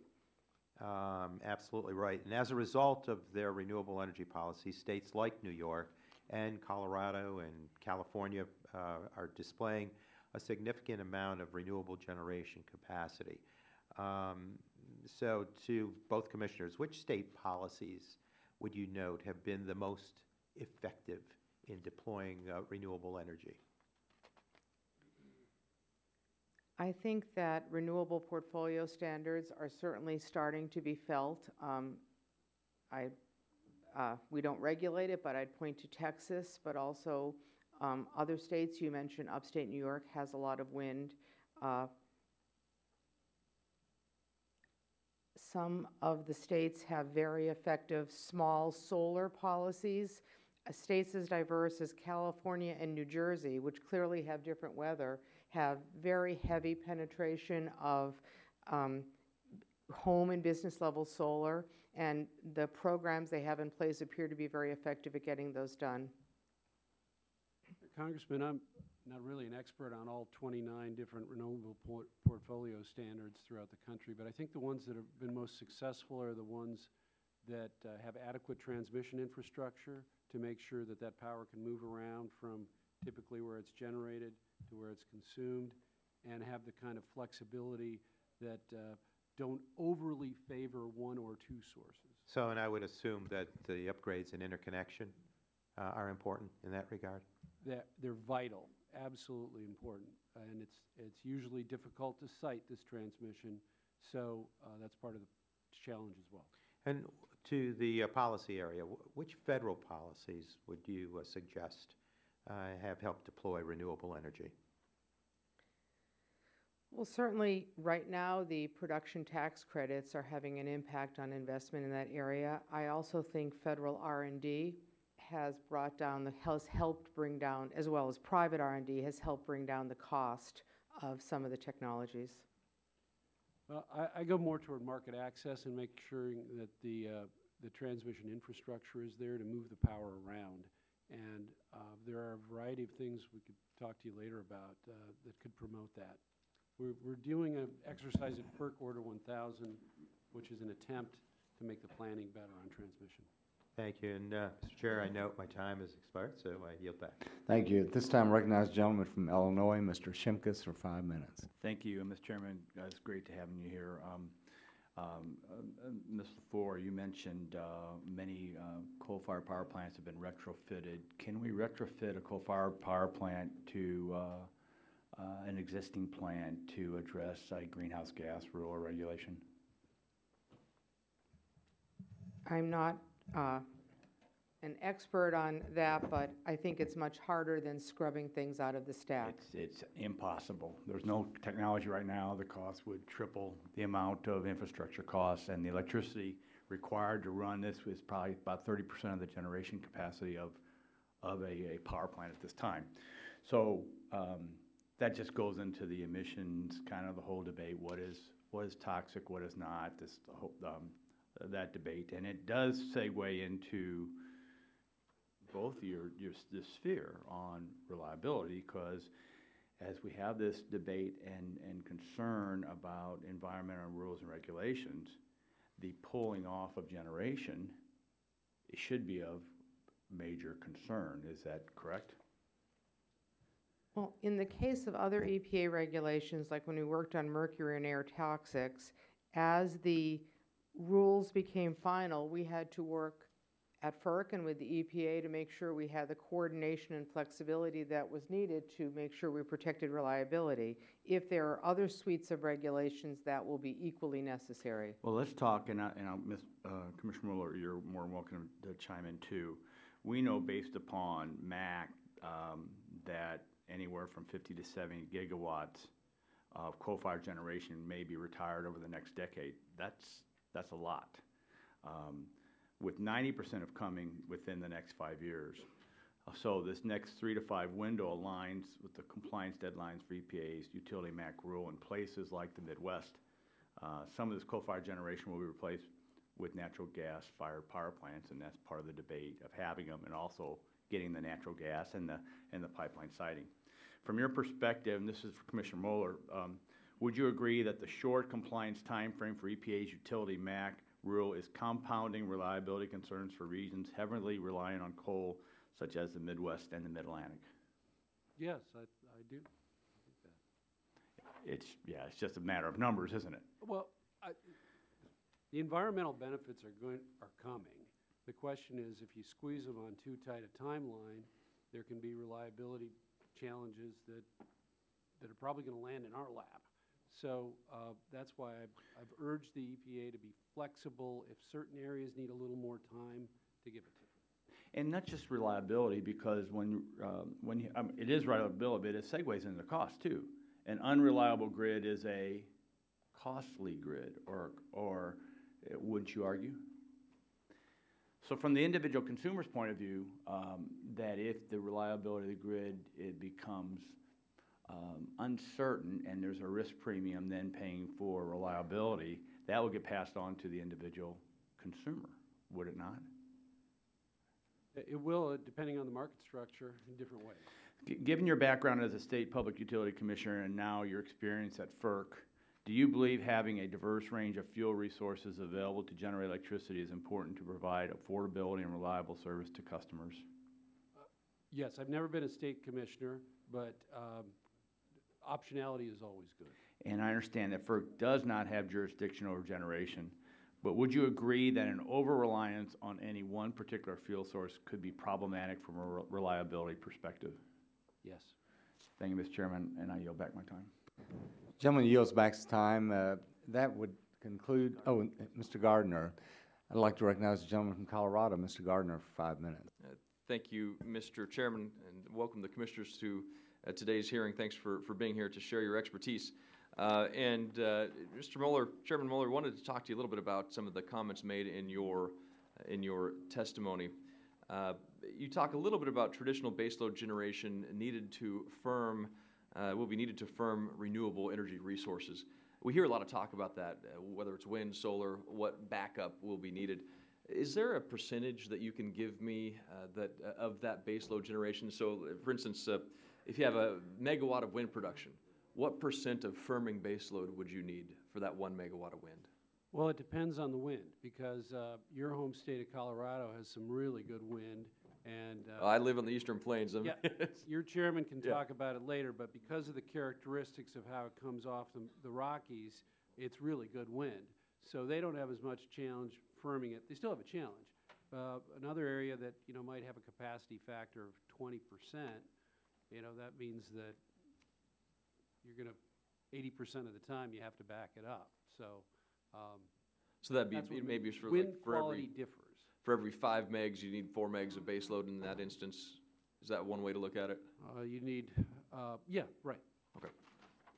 And then talking about pipeline issues, talking about production of natural gas, we have in Colorado several cities that are banning hydraulic fracturing.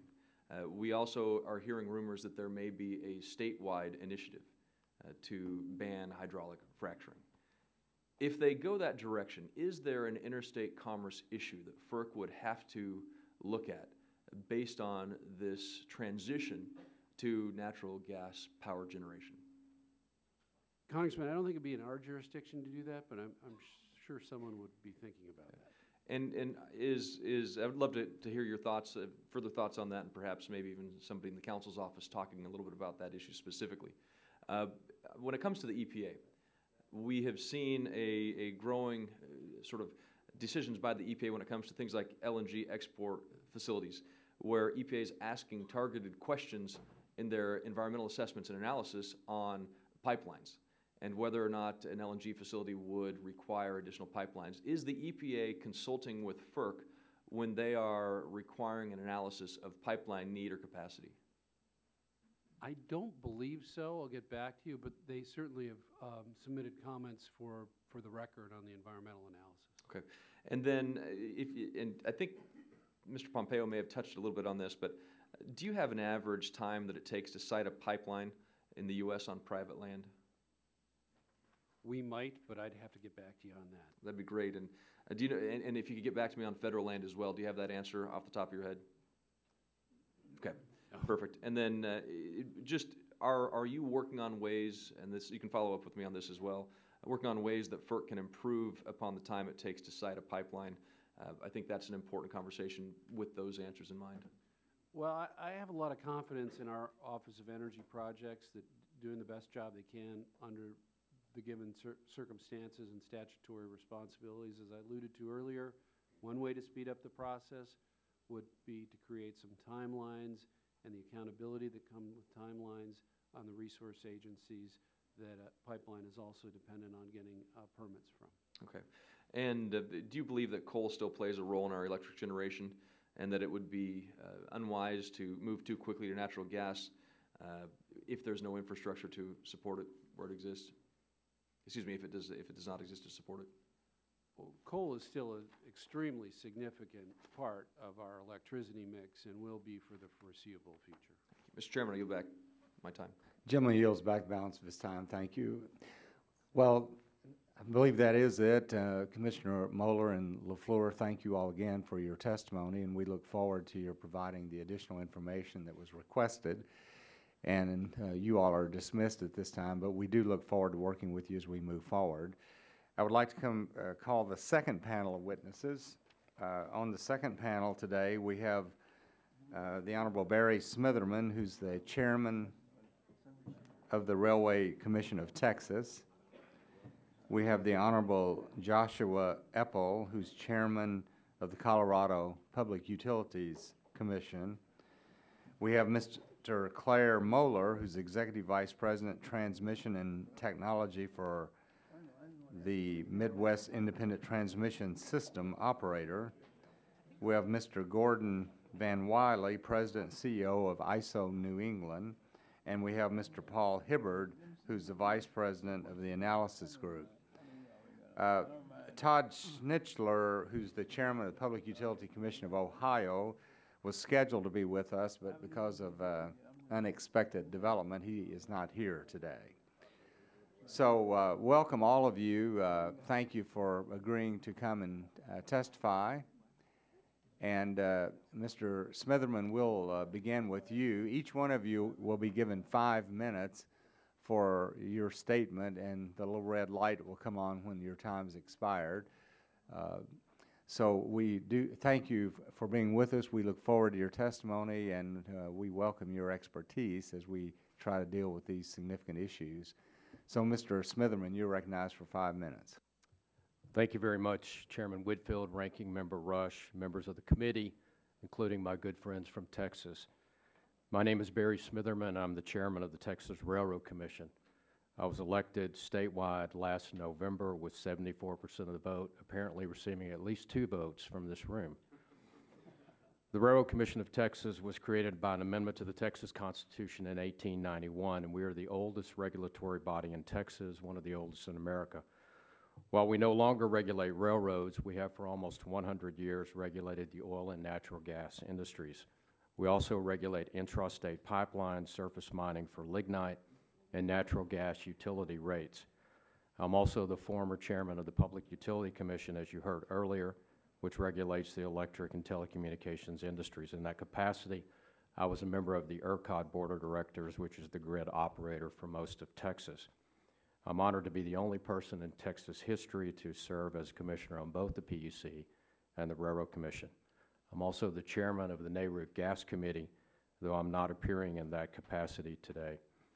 Today's hearing focuses on natural gas and electric coordination challenges, and my focus in these comments will be on upstream production issues. In analyzing these 2 issues, we must keep in mind 2 significant developments. The first of which has been touched upon is that EPA, under this administration, has ramrodded through a suite of anti-fossil initiatives led by 6 new greenhouse gas rules, which effectively make it impossible to build a new coal plant in America. Texas has refused to comply with these sweeping EPA regulations, and therefore EPA has rejected our permitting authority through the first ever imposition of a Federal Implementation Plan, or FIP. The Texas Attorney General has assured me that he will challenge these greenhouse gas rules in the U.S. Supreme Court if certiorari is granted. When I last appeared before this committee, I spoke of the cross-state air pollution rule. CASPER is the successor to the Clean Air Transport Rule, and had it been implemented in early 2012, it would have caused the premature closing of several coal-fired power generation plants in Texas. Such closures would have increased the likelihood of rolling blackouts last summer and this coming summer. Fortunately, Texas and the other litigants were successful at the Court of Appeals for the District of Columbia when the court vacated CASPR by concluding that the EPA had exceeded its authority. I could talk about the remaining rulemaking initiatives, but I prefer to focus on the second development, which is actually very positive, timely, and quite fortuitous. We now have abundant supplies of natural gas in America. Through horizontal drilling and hydraulic fracturing techniques developed by the private sector, we've seen a 180-degree turnabout from just 5 years ago. In late 2008, it was believed that we were running out of natural gas in America. And in fact, the price was very high, over $12 an MMBTU, and several firms were considering importing LNG. Today, America is awash in natural gas. And whether it's a 100-year or 200-year supply of natural gas, we have a lot of it, and Texas is leading the way. We produce almost 20 BCF of gas per day, which is about 30% of all U.S. production. The Barnett Shale, for example, has produced 12 trillion cubic feet of gas, and we believe there are 44 trillion cubic feet of gas remaining. The importance of this is that electricity prices in many parts of the country are driven by the price of natural gas. For example, in Dallas, where Chairman Emerita Barton is from, you can get electricity for less than 5 cents a kilowatt hour. 5 cents a kilowatt hour. That's 1/3 of what the price was 5 years ago, almost directly related to the cheap price of natural gas. However, I must point out that there are potential storm clouds on the horizon, whether it's potential endangered species listing, which would take prime gas-producing areas off the table, new source performance standards, new fugitive methane emissions requirements, frac water use studies, and possible restrictions on supply and disposal, overly onerous permitting requirements to fracture a well on federal land. The list goes on, and we could potentially kill the goose that lays the golden egg. In conclusion, I would say new nuclear power construction is prohibitively expensive, renewable power is variable and not yet scalable, and coal-fired power plants are under constant attack from the EPA. Natural gas is the only fuel source that makes electricity today at scale with reasonable prices to the consumer. However, let's be clear, without hydraulic fracturing, this incredible supply of natural gas disappears, and prices for both gas and electricity will skyrocket, and our economy will stop dead in its tracks again. Thank you for the opportunity. Thank you, and Mr. Gardner, I'll call on you for make some comments about our next witness.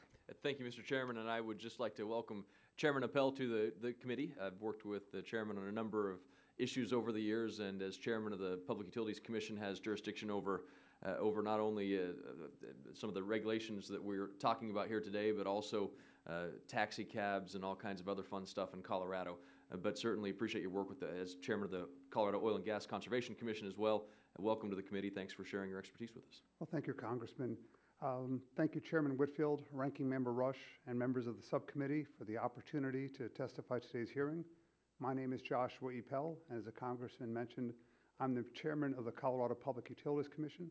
Prior to my appointment to the commission, I was chairman of the Colorado Oil and Gas Commission, so I understand a little bit of the issues, and we are sort of the baby brother to the Railroad Commission.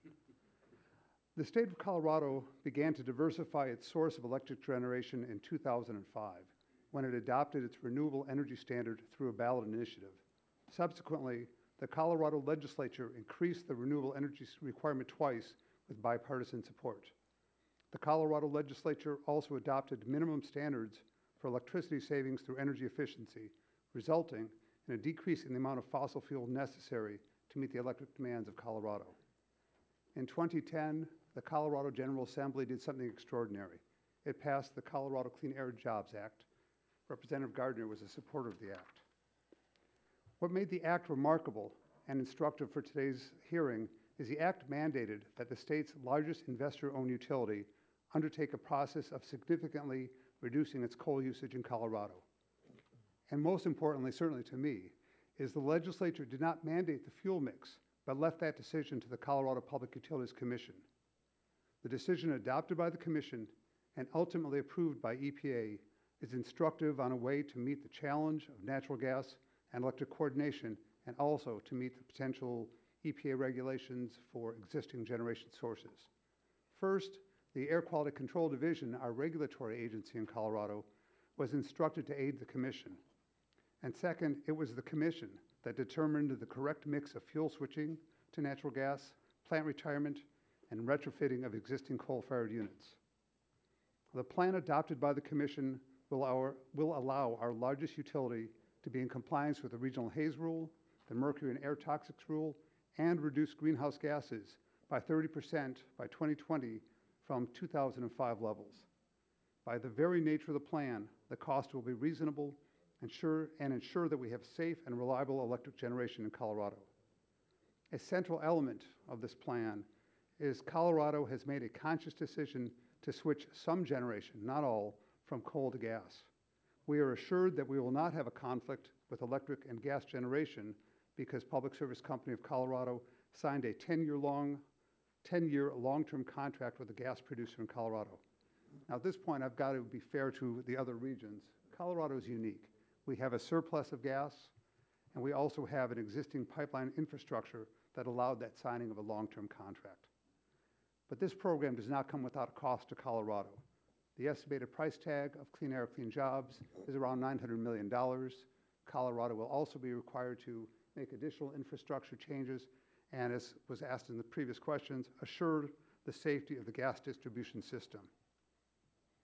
As the members of the subcommittee know, an additional challenge for the electric generation system will be EPA's rules for existing sources. I believe Colorado's approach provides a lesson on how to address existing and future rules. However, to be successful, key principles must be observed. The Clean Air, Clean Jobs Act enabled Colorado to meet numerous federal air quality requirements.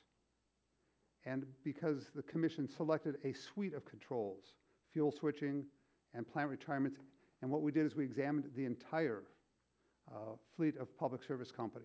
If each generation plant were controlled individually, it would have been prohibitively expensive and politically impossible.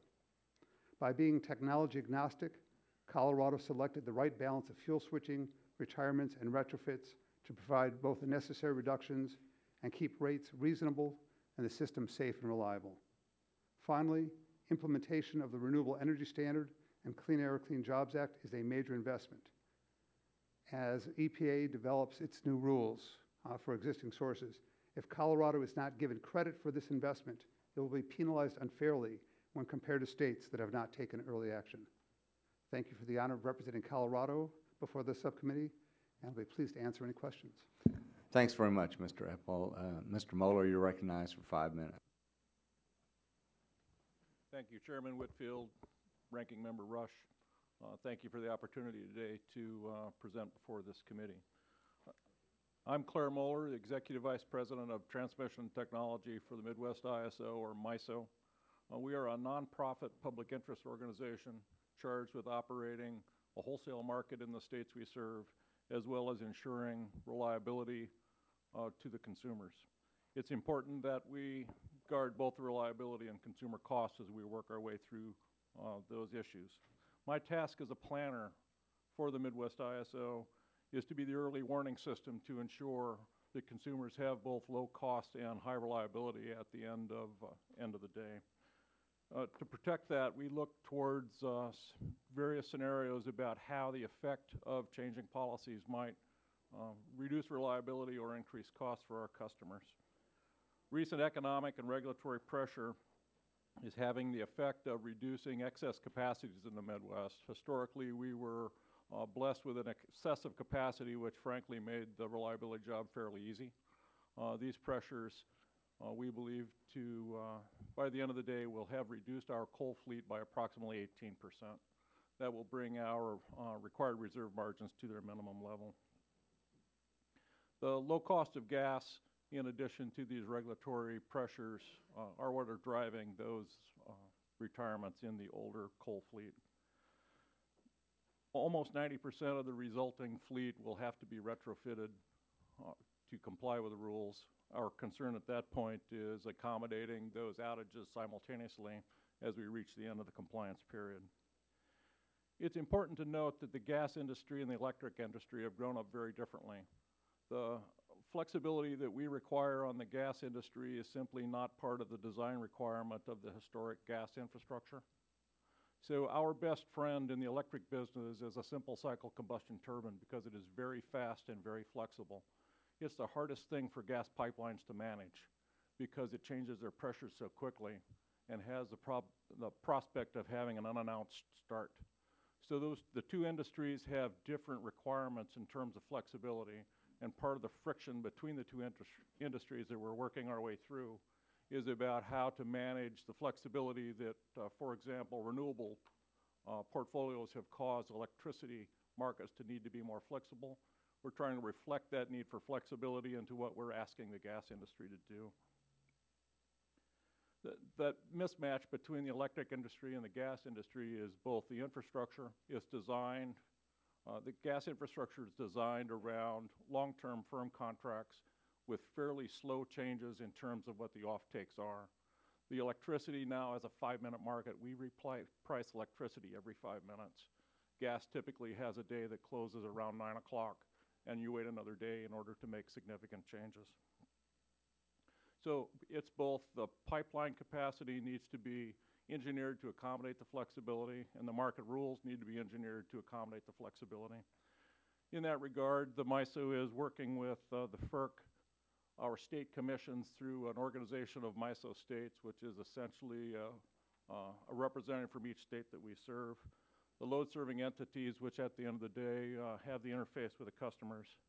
The gas pipelines, who have been very accommodating in terms of beginning this conversation, as well as the gas suppliers, so we can look to what these issues are in aggregate in hopes of achieving a single solution that both protects consumers from unnecessarily high cost and maintains the reliability of the system, which after all is a public safety matter that we all must guard.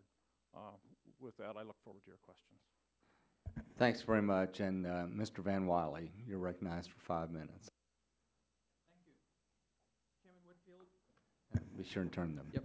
Thank you. Chairman Whitfield, Ranking Member Rush, and members of the subcommittee. Thank you very much for the opportunity to appear before the subcommittee this morning. My name is Gordon Van Wiley. I'm the President and CEO of AESI New England. Today I plan to highlight the serious operational challenges facing New England's power system. In the past decade, natural gas has become the predominant fuel used to produce electricity in New England. However, the limitations of the current market design and the consequent inadequate fuel arrangements by natural gas and oil-fired generation have led to serious reliability threats to the bulk power system. Therefore, we are moving at an urgent pace to develop short and long-term plans to address these issues, primarily through changes to New England's wholesale electricity markets.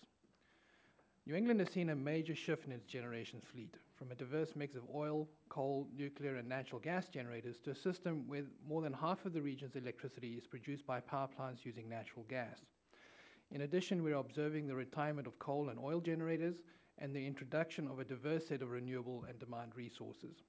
Wholesale electricity prices are now primarily driven by natural gas-fired generation. The natural gas and electric industries operate under different structures, but are increasingly interdependent. Electricity supply and demand must be balanced on an instantaneous basis, and problems on the electric system require immediate action, often through the operation of fast-responding gas generators. However, if generators have not contracted for gas prior to the electric operating day, the gas system may not be able to respond to the real-time, instantaneous demands of the electric system. For power grid reliability to be maintained, we need to have adequate levels of fuel inventory within the region, either through storage or reliable transportation arrangements so that the electric sector is ready to respond whenever called on by the ISO.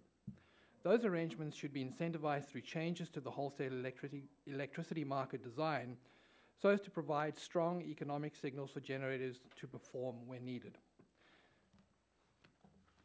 It is likely that this will result in incrementally higher wholesale prices in order to pay for the improved reliability that we seek. New England cannot access the full benefit of the domestic shale gas deposits because of pipeline constraints leading into New England from both the west and the south. The interstate natural gas pipelines operate under a business and regulatory model that requires a long-term firm commitment by the pipeline customer.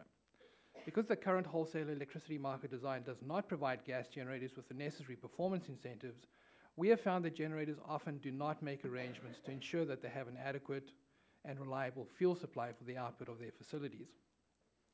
The region has historically relied on its oil and coal generation to provide fuel diversity and offset the operational risks associated with the constrained gas transportation system. However, the confluence of low wholesale market prices, high oil prices, and increasing environmental costs is causing these generators to retire and or limit the output of fuel inventory that they carry. Thus, our dependence on gas generation is poised to increase and our operational options are becoming more limited. The New England states are studying the ability of the natural gas pipeline system to satisfy both heating and electric market demand in the region. These efforts are intended to provide information to policymakers and market participants on a range of possible solutions to deficiencies in natural gas infrastructure. This winter, New England did not experience record or sustained cold temperatures or unusually high demand for electricity. However, wholesale electricity prices rose significantly during this period because of physical constraints moving the lowest priced natural gas into New England. During that period, as well as during a significant winter storm in early February, ISO operators had to cope with multiple instances where generators could not get fuel to run. Our experiences this winter lead us to conclude that the status quo is not sustainable. ISO New England is working with the New England states and its stakeholders to develop market changes to provide the economic incentives necessary to ensure that generators have adequate and reliable fuel supplies. Additional flexibility in the natural gas industry would also help address the challenges of increasing interdependency between the two industries. The gas sector could assist with reliability efforts if gas suppliers provided generators with additional opportunities to obtain fuel outside of normal business hours, and if pipelines would offer more flexible scheduling, additional services, and provide real-time information on the status of the pipeline system. In the long run, it would be helpful for the Federal Energy Regulatory Commission to improve the operational alignment between the electric and gas systems. In conclusion, we recognize that we have to address these issues with a sense of urgency. Discussions are underway with our stakeholders, and we'll be making multiple filings at the FERC over the next 12 months to address the many components of our action plan. Thank you, and I look forward to your question. Thanks very much. Mr. Hibbard, you're recognized for 5 minutes. Thank you, and good morning, Chairman Whitfield, Ranking Member Rush, and members of the committee, for the opportunity to testify before you today. The challenges associated with coordination of natural gas and electric markets is particularly important from both the perspectives of electricity and natural gas users throughout the U.S. and from the perspectives of reliability and cost. So considering these issues now is both appropriate and very well timed. So let me summarize my view on coordination issues with just 5 key points. First, we shouldn't forget the benefits of improved coordination, and we should focus on it. As a former chairman of the Public Utility Commission in Massachusetts, at a time when natural gas prices were both very high and very volatile, I want to emphasize the consumer rationale for better coordination. The emergence of shale gas has dramatically lowered the cost of living and doing business across many states and has generated significant economic benefits. When considering coordination challenges, this should be front and center. We need to improve coordination because that will allow electric ratepayers to realize the benefits that our expanded domestic natural gas resource base represents. Adding new gas-fired generating capacity to a region can lower costs, expand use of a domestic fuel, provide environmental benefits, and facilitate the integration of variable renewable resources. Improving the stability and efficiency of electric gas market transactions must thus be viewed not as a challenge but as an opportunity. The second point I want to make is that power grids can be operated reliably with a significant reliance on natural gas, with a critical caveat that I'll mention in a minute. Heavy reliance on natural gas-fired generation does not, by definition, diminish the reliability of power grid operations. New and efficient gas-generating technologies can provide numerous reliability advantages. They are relatively easy to develop and site, can be built in various sizes and configurations, and can be located close to where electrical load is. They offer the ability for continuous operation, faster startup, and faster response to grid-operated dispatch instructions that over many competing resource types. Finally, as our states seek to integrate vast amounts of renewable resources, gas-fired power plants offer the best physical operating characteristics for managing the variability associated with these sources. The third point I want to make is the critical caveat is that natural gas infrastructure must be sufficient to meet the coincident demands of heating, industrial processes, and electric generation at all times.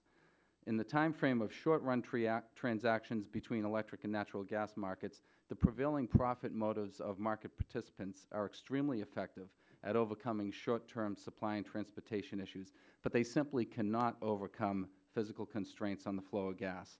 In some regions, gas infrastructure is or will become increasingly constrained, particularly in the winter. Where pipeline and LNG infrastructure is sized primarily to meet winter heating demands, there is limited space on the region's pipelines to carry gas for electricity generation during cold winter conditions. Addressing this is the fundamental challenge of the coordination issues before us today. Fourth, given these circumstances, in regions with inadequate natural gas infrastructure, grid operators and regulators must focus on relieving these infrastructure constraints and, in the meantime, ensuring reliable operations in the face of constraints. Grid operators need to ensure that under adverse power system conditions, including constraints on the flow of gas for power generation, there is sufficient capacity to reliably operate the system. There are a number of tools operators can use to accomplish this, such as retaining non-gas units needed for reliability, requiring switching at units that have dual fuel capability, dispatching resources that otherwise might be uneconomic, calling on demand response resources, and activating operating procedures where necessary to avoid power disruptions.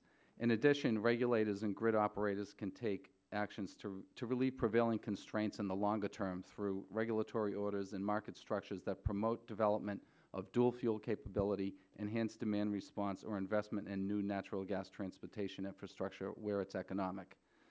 Finally, in regions that currently have adequate natural gas infrastructure, operators and regulators must not let down their guard. Their decisions and actions are key to appropriately planning for avoiding such infrastructure constraints in the future. In short, regulators and grid operators play vital roles in advancing the coordination of natural gas and electric markets, in promoting the development of needed natural gas system infrastructure, and in managing the reliable operation of power systems in the face of gas supply constraints. Given the potential economic, reliability, and environmental benefits of expanded use of natural gas in the electric sector, the efforts of regulators and grid operators in this area should receive heightened attention and effort. So with that, again, I want to thank you and look forward to your questions. Thank you, Mr. Hibbard, and I'll recognize myself for 5 minutes of questions.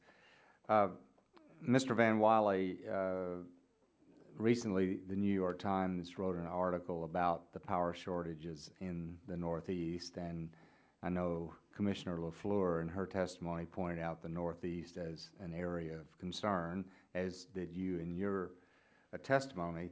Now, the New York Times article focused a lot on nuclear power, and I would ask, of course, you've got the Vermont Yankee plant, you've got the Indian Point plant.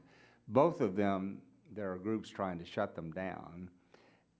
If that occurred, what impact would that have upon the Northeast and its ability to generate enough electricity?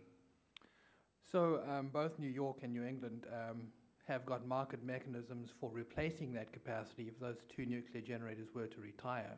So I can't predict with precision what will replace it, but it does seem like the most economic resource to replace that capacity would be additional gas-fired generation. So it would create additional stress on the gas system. Well, do you have any concerns about blackouts or brownouts in the immediate future?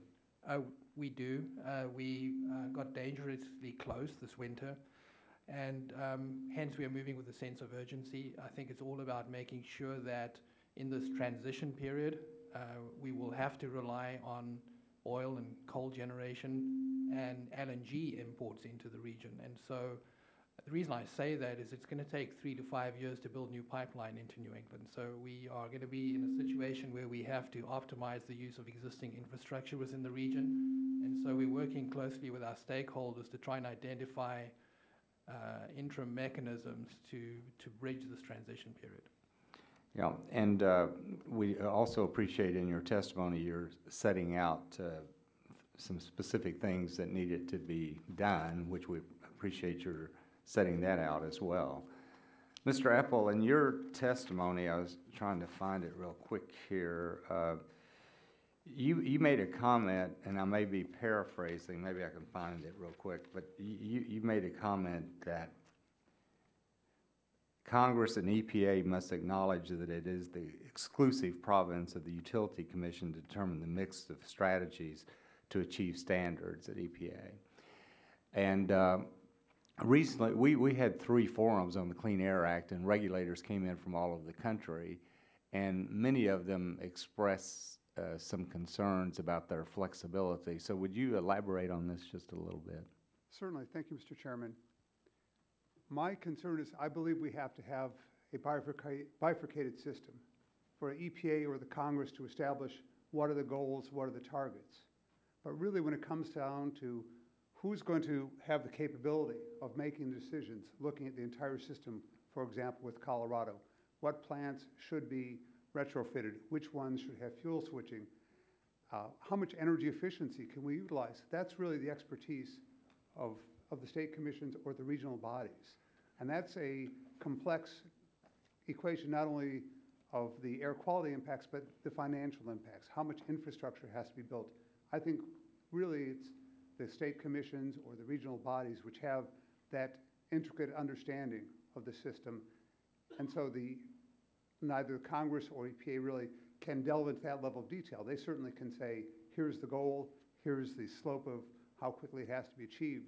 But when it gets down to the real nitty-gritty of economically making these decisions, so we balance both the environmental needs and the financial consideration of the state, I think that's really where our expertise lies. Okay, thanks. Mr. Smitherman, are there any other states that that EPA has issued a federal implementation plan for other than Texas? Not that I'm aware of, Mr. Chairman. Okay. And of course, you all won your flex permit case. You also won the cross-state air pollution control case as well. Is that correct? We did. The Fifth Circuit ruled that the EPA had acted in an arbitrary and capricious manner with regard to our flex permitting program. Mm-hmm. Now, you testified regarding wind power, subsidizing wind power, and you talked a little bit about wind generators bidding negative prices into the ERCOT and how that distorts the system. Would you just briefly explain this negative pricing? I will. Just to give you a quick snapshot, for the first 2 months of this year, we've had 39% natural gas, 38% coal, 11% nuclear, and 11% wind. That's been our power mix. With the PTC in effect, wind basically can offer in at negative prices. And because we run a market dispatch model, the cheapest generation, which is wind and nuclear, is dispatched first. So when the wind is blowing, it creates negative prices, basically pushing off of the dispatch curve occasionally gas and coal. Okay, thank you. My time's expired. I recognize the gentleman from Illinois, Mr. Rush, for 5 minutes. I want to thank you, Mr. Chairman. I'd like to go down the line and just ask each witness a simple question, and maybe it could be answered with a yes or no, because I do have a follow-up question. Do you think that the transition from coal-fired power plants to natural gas is mostly a positive development or a negative development for our nation? Well, Mr. Rush, I think we need a balance. We need a portfolio as we have in Texas, because if gas prices were to rise back to their 2008 levels, then coal would provide a hedge against that. When gas prices are low, then gas is the right thing to dispatch. So if you put all your eggs in one basket, you run the risk of having not a portfolio, but a situation which doesn't give you any options. Yeah. Mr. Rush, I would say in the affirmative, the transition to utilization of gas is a net positive for society and certainly for Colorado. But as Chairman Smitherman said, we do need to keep that diverse portfolio. Mr. Moeller? I apologize. I'm going to have to not take a position. Our not-for-profit independent status precludes me from choosing between fuels. So I think the evidence in New England has been that the transition to natural gas has been a beneficial thing for the region, both from an economic and an environmental point of view. I think to Mr. Hibbert's earlier point, it's vital that we make sure that the fuel infrastructure can support that gas generation. And I would agree as well that given the economic, environmental, and reliability benefits, the transition is a good one.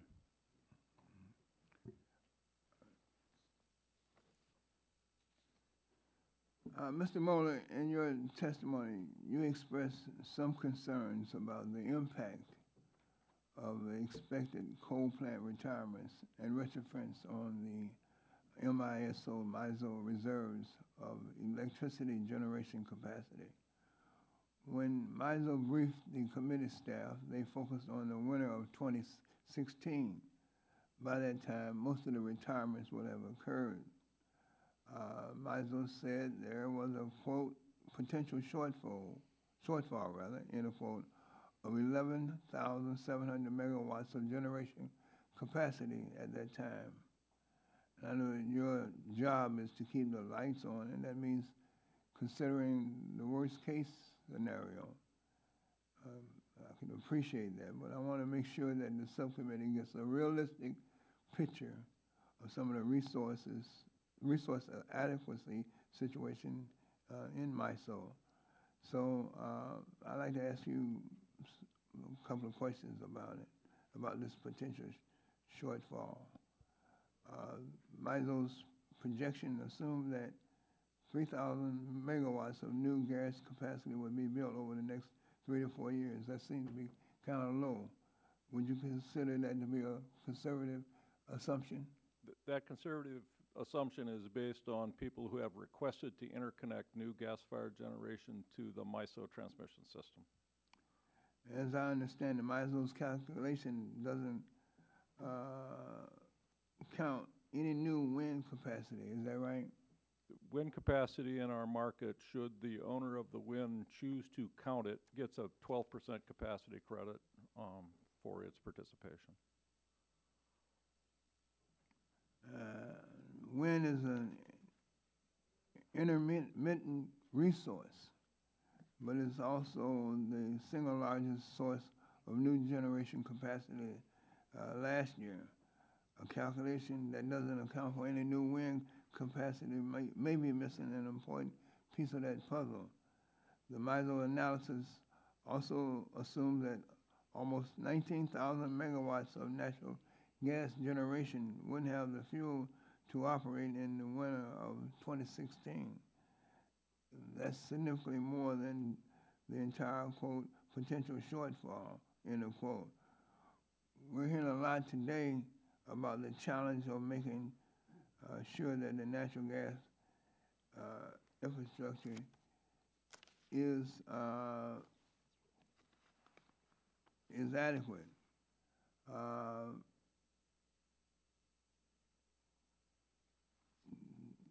Do you have any comments about the adequacy of this shortfall? Yes, sir. The point I was attempting to illustrate in that conversation was that the majority of the gas-fired generation in the MISO market was constructed around a summer utilization, and they did not purchase firm transportation for their gas. In July and August, there is typically sufficient gas and gas transportation to meet those requirements because it is not coincident with the heating load. Our concern is that as we move towards using that gas in the winter periods with the competition for heat load, it is unclear how much that capacity would be available. So our conversation was, it's clear that 100% of that capacity won't be available. It's probably also true that 0 of that capacity would be available, but at this point in time, as we discussed with the gas pipe suppliers, it's unclear how much of that gas we can count on to be there for us in the wintertime. The New England situation is a harbinger of problems we seek to avoid, and so that conversation was to point out how large the problem might be, frankly, sir, to pique people's interest so that we can get a solution in time. Thank you, Mr. Chairman. The ranking member yields back. The chair recognizes the gentleman from Ohio, Mr. Latta, for 5 minutes. Well, thank you very much. Appreciate it, Mr. Chairman, and thank you very much for our panel. I'm sorry that this is one of those days we have two hearings going on at the exact same time, but we appreciate you being here and joining us. And if I could just go back to Mr. Smitherman, if I could just ask you a few questions. Found your testimony very interesting that you had given. You say on page 1, you say, however, because the federal government and the EPA continue to set unreasonable roadblocks to diverse fuel production, the natural gas industry is challenged to supply enough energy for the nation. And then you go on to state that the EPA has implemented such onerous restrictions on the ability to build new coal plants that it has greatly impacted fuel supply in Texas and the nation. You know, when we were talking about these onerous restrictions, I'm just curious, have you heard of any of the EPA doing any cost basis analysis for the state of Texas, how it would affect you all? Congressman, I'm not aware of any analysis they've done with regard to the state of Texas, though when they put forward many of these regulations, they proffer certain cost-benefit analysis, and not surprisingly, the benefits in their minds always outweigh the cost. What we have challenged is, what is the cost of failed reliability? What is the cost of not having enough electricity, of the lights going out? And that is a real possibility if we prematurely close down some of our coal-fired power generation plants, or we limit the ability to recover natural gas. Either of those could lead to shortages. Well, and when we're talking about looking at those issues, and especially when you're talking about coal-fired plants, especially where I'm from, the state of Ohio, that up in the northern part of the state, we're well over 60% coal-fired. And, you know, we're for, as Republicans had said back in 2008, we all want to have an all-of-the-above energy policy that takes in, you know, clean coal, natural gas, nuclear, hydro, and all of the alternatives. But we want to make sure that they're out there for the people, because in a question like what could be going on here, especially when they're not doing a cost basis analysis and we're not really sure how the impact is, you know, really in the end, when you're starting to close down these plants, you know, who's going to pay for this in the very end? Well, in regulated markets, if you're retrofitting these coal plants to come into compliance with everything except carbon capture, which is another technology altogether, then the ratepayers are going to pay for them. If you're talking about in deregulated or competitive markets, then you're going to see many of these plants close down, which is going to end up giving us a fuel mix which is heavily weighted toward natural gas, which is great if natural gas prices stay low and the supply remains high. Well, and again, you know, in the state of Ohio, we've been very fortunate that with the Utica Shale being found, and it's actually some geological surveys have been done recently. They're actually moving farther across the state, which, you know, it's great, but you're right, we have to have that blend out there. And the thing that I worry about is that, like in my district, I have 60,000 manufacturing jobs, and we have to have baseload capacity to make sure that when the big machines go on in the morning or at night, that they stay on, and we want to make sure that folks can compete out there. Mr. Mueller, if I could just move over to ask you, you know, you're talking about some things up in the Northeast, but what about in the Midwest when you look at you know, when you're looking at heating and taking precedence over electric generation, should the two compete for natural resources? What do you see about the Midwest and how things could be impacted? So we've got a very complicated situation in the 21 different interstate pipelines serve the Midwest region. Each one of those pipelines has a different set of fact circumstances in terms of how constrained they are, but all of them were constructed on a subscription basis around residential heat load. So we continue to be concerned that as we begin to rely more on gas, more in the winter months, we will see conflicts around competition for that gas pipeline capacity. We're trying to understand what that conflict might look like across those 21 gas pipes to see what the cost to consumers might be. Thank you very much. And Mr. Chairman, I yield back. Gentleman yields back. The chair now recognizes the gentleman from California, Mr. McInerney. Thank you, 5 Mr. minutes. Chairman. You know, I've heard this morning and today a lot about pipeline infrastructure being inadequate or flexibility. I haven't heard anything about storage. Is storage a viable option for local utilities? Can they build storage for natural gas, or is there some reason why that's not on the table? Whoever wants to answer it. Historically, there has been some natural gas storage in local distribution companies in the form of small liquid natural gas. Right. There are also geologic opportunities to store, but they are not universally available across the entire country, sir. Mr. Benoit? So I presume your question was with regard to electrical storage as No, opposed no. to fuel storage. Natural gas storage. Yeah, so I think the most practical solution, at least for our region, in terms of fuel storage is LNG.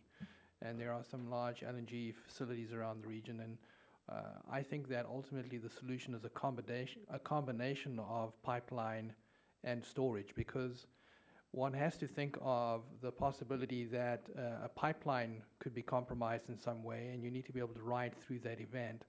And one way of dealing with that is through local storage. Is storage more expensive than pipelines? Or Typically, yes. I think LNG, from some of the numbers that I've seen, it's the energy required in order to compress and liquefy the gas makes it relatively expensive compared to the gas in the pipe. Okay, thank you. So what would be the best way then, Mr. Van Welle, to get the flexibility you need for reliability from natural gas? So I think it depends where you are, and if you're in a restructured wholesale electricity market, such as exists in New England, what we need to do is to make sure that the incentives for our generators are such that they will seek reliable fuel supplies. They will then have a number of options open to them. So, for example, if we have created a strong performance incentive for them and they're out there looking for reliable fuel supply, they could choose to put in dual fuel infrastructure, a tank of oil, and switch from gas to oil if the gas system becomes constrained, or they could enter into a contract, a bilateral contract with an LNG storage provider to draw gas from the LNG storage facility, or contract with the pipelines for no-notice service or firm service from the pipes. So I think the starting point in solving this problem is to have the generators feel like they have to have adequate fuel in order to meet the call from the ISO. So in other words, sort of a free market approach with the right incentives. That's right. We won't dictate what their solution is. We just want them to produce electrical energy when we need them to. Mr. Muller, I think it was you that mentioned there was a conflict between when certain natural gas pipelines are only approved to deliver during certain periods of time. Does that sound familiar? No. I was commenting about the fact that gas pipelines are constructed typically based on a subscription form of service where the original owners of the gas capacity have typically been residential heat loads. And so the pipe has been sized based on the original use. And typically those original users, it's 20 years gone by since those pipes have been constructed. So it's unclear in terms of how much capacity is available during what times of the year to supply this new use. So that wasn't a contractual issue more than as a physical capacity issue? It's two issues. One is the physical issue and the other is a contractual issue. And because they are both fairly opaque, it's a little hard to figure out what the actual fact circumstance is. Do you have the resources to make that work better? We've engaged with the natural gas pipelines that serve our region, and they are working with us to answer those questions. Okay. Mr. Epple, you mentioned that you felt Colorado was ahead of the curve on these issues. What has given Colorado that sort of wherewithal to get into that position? Congressman, this was actually driven by the voters of Colorado. Our renewable energy portfolio was really adopted by a ballot initiative, which the legislature then enhanced. And there's been a consistent desire for Colorado to have as much fuel diversification as possible. We spend quite a bit of time on energy efficiency also to reduce overall fuel usage. But it really comes from the voters of Colorado. They've spoken pretty clearly on this topic. Okay, thank you. I yield back, Mr. Chairman. Gentleman yields back. The chairman, applying the gavel-in rule, recognizes himself for 5 minutes. And first, I'd like to welcome all of you for coming, but a very special welcome for the chairman of the Texas Railroad Commission, a man I voted for this past November, Chairman Barry Smitherman. And as they say in College Station, Texas, home of the Fighting Texas Aggies, howdy, whoop.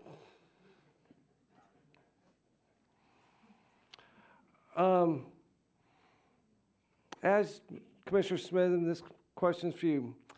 As you discuss your testimony, Texas very clearly has reliability challenges ahead of it, starting as early as next year when resource reserve margins could slip below the 13.75 target that ERCOT has.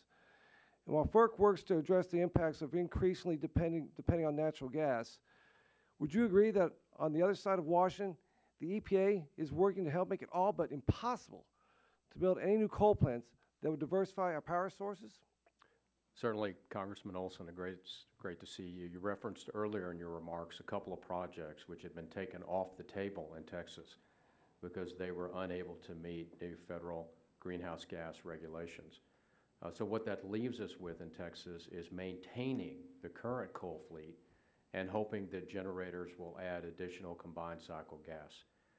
It looks like we're going to get a couple of new projects built that are going to be combined cycle, but probably going forward, that is the only type of generation that we'll see built in Texas will be combined cycle gas. And with that, we are trying to design a market to incent additional generation, but we essentially have found ourselves with only one tool in the toolbox. And what tool is that, sir? That is modifying the market design to incent new natural gas-fired generation. Since we will not get any new coal plants built, we will struggle to maintain the existing coal fleet operational, and I think it's almost impossible to build new nuclear in Texas. Yes, sir. I understand all that. And you heard my exchange with Commissioner Moeller in the previous panel about the incident in February of 2011, the cold incident, the freezing incident across our state, and also the extreme heat wave we had in the state as well in August of that year.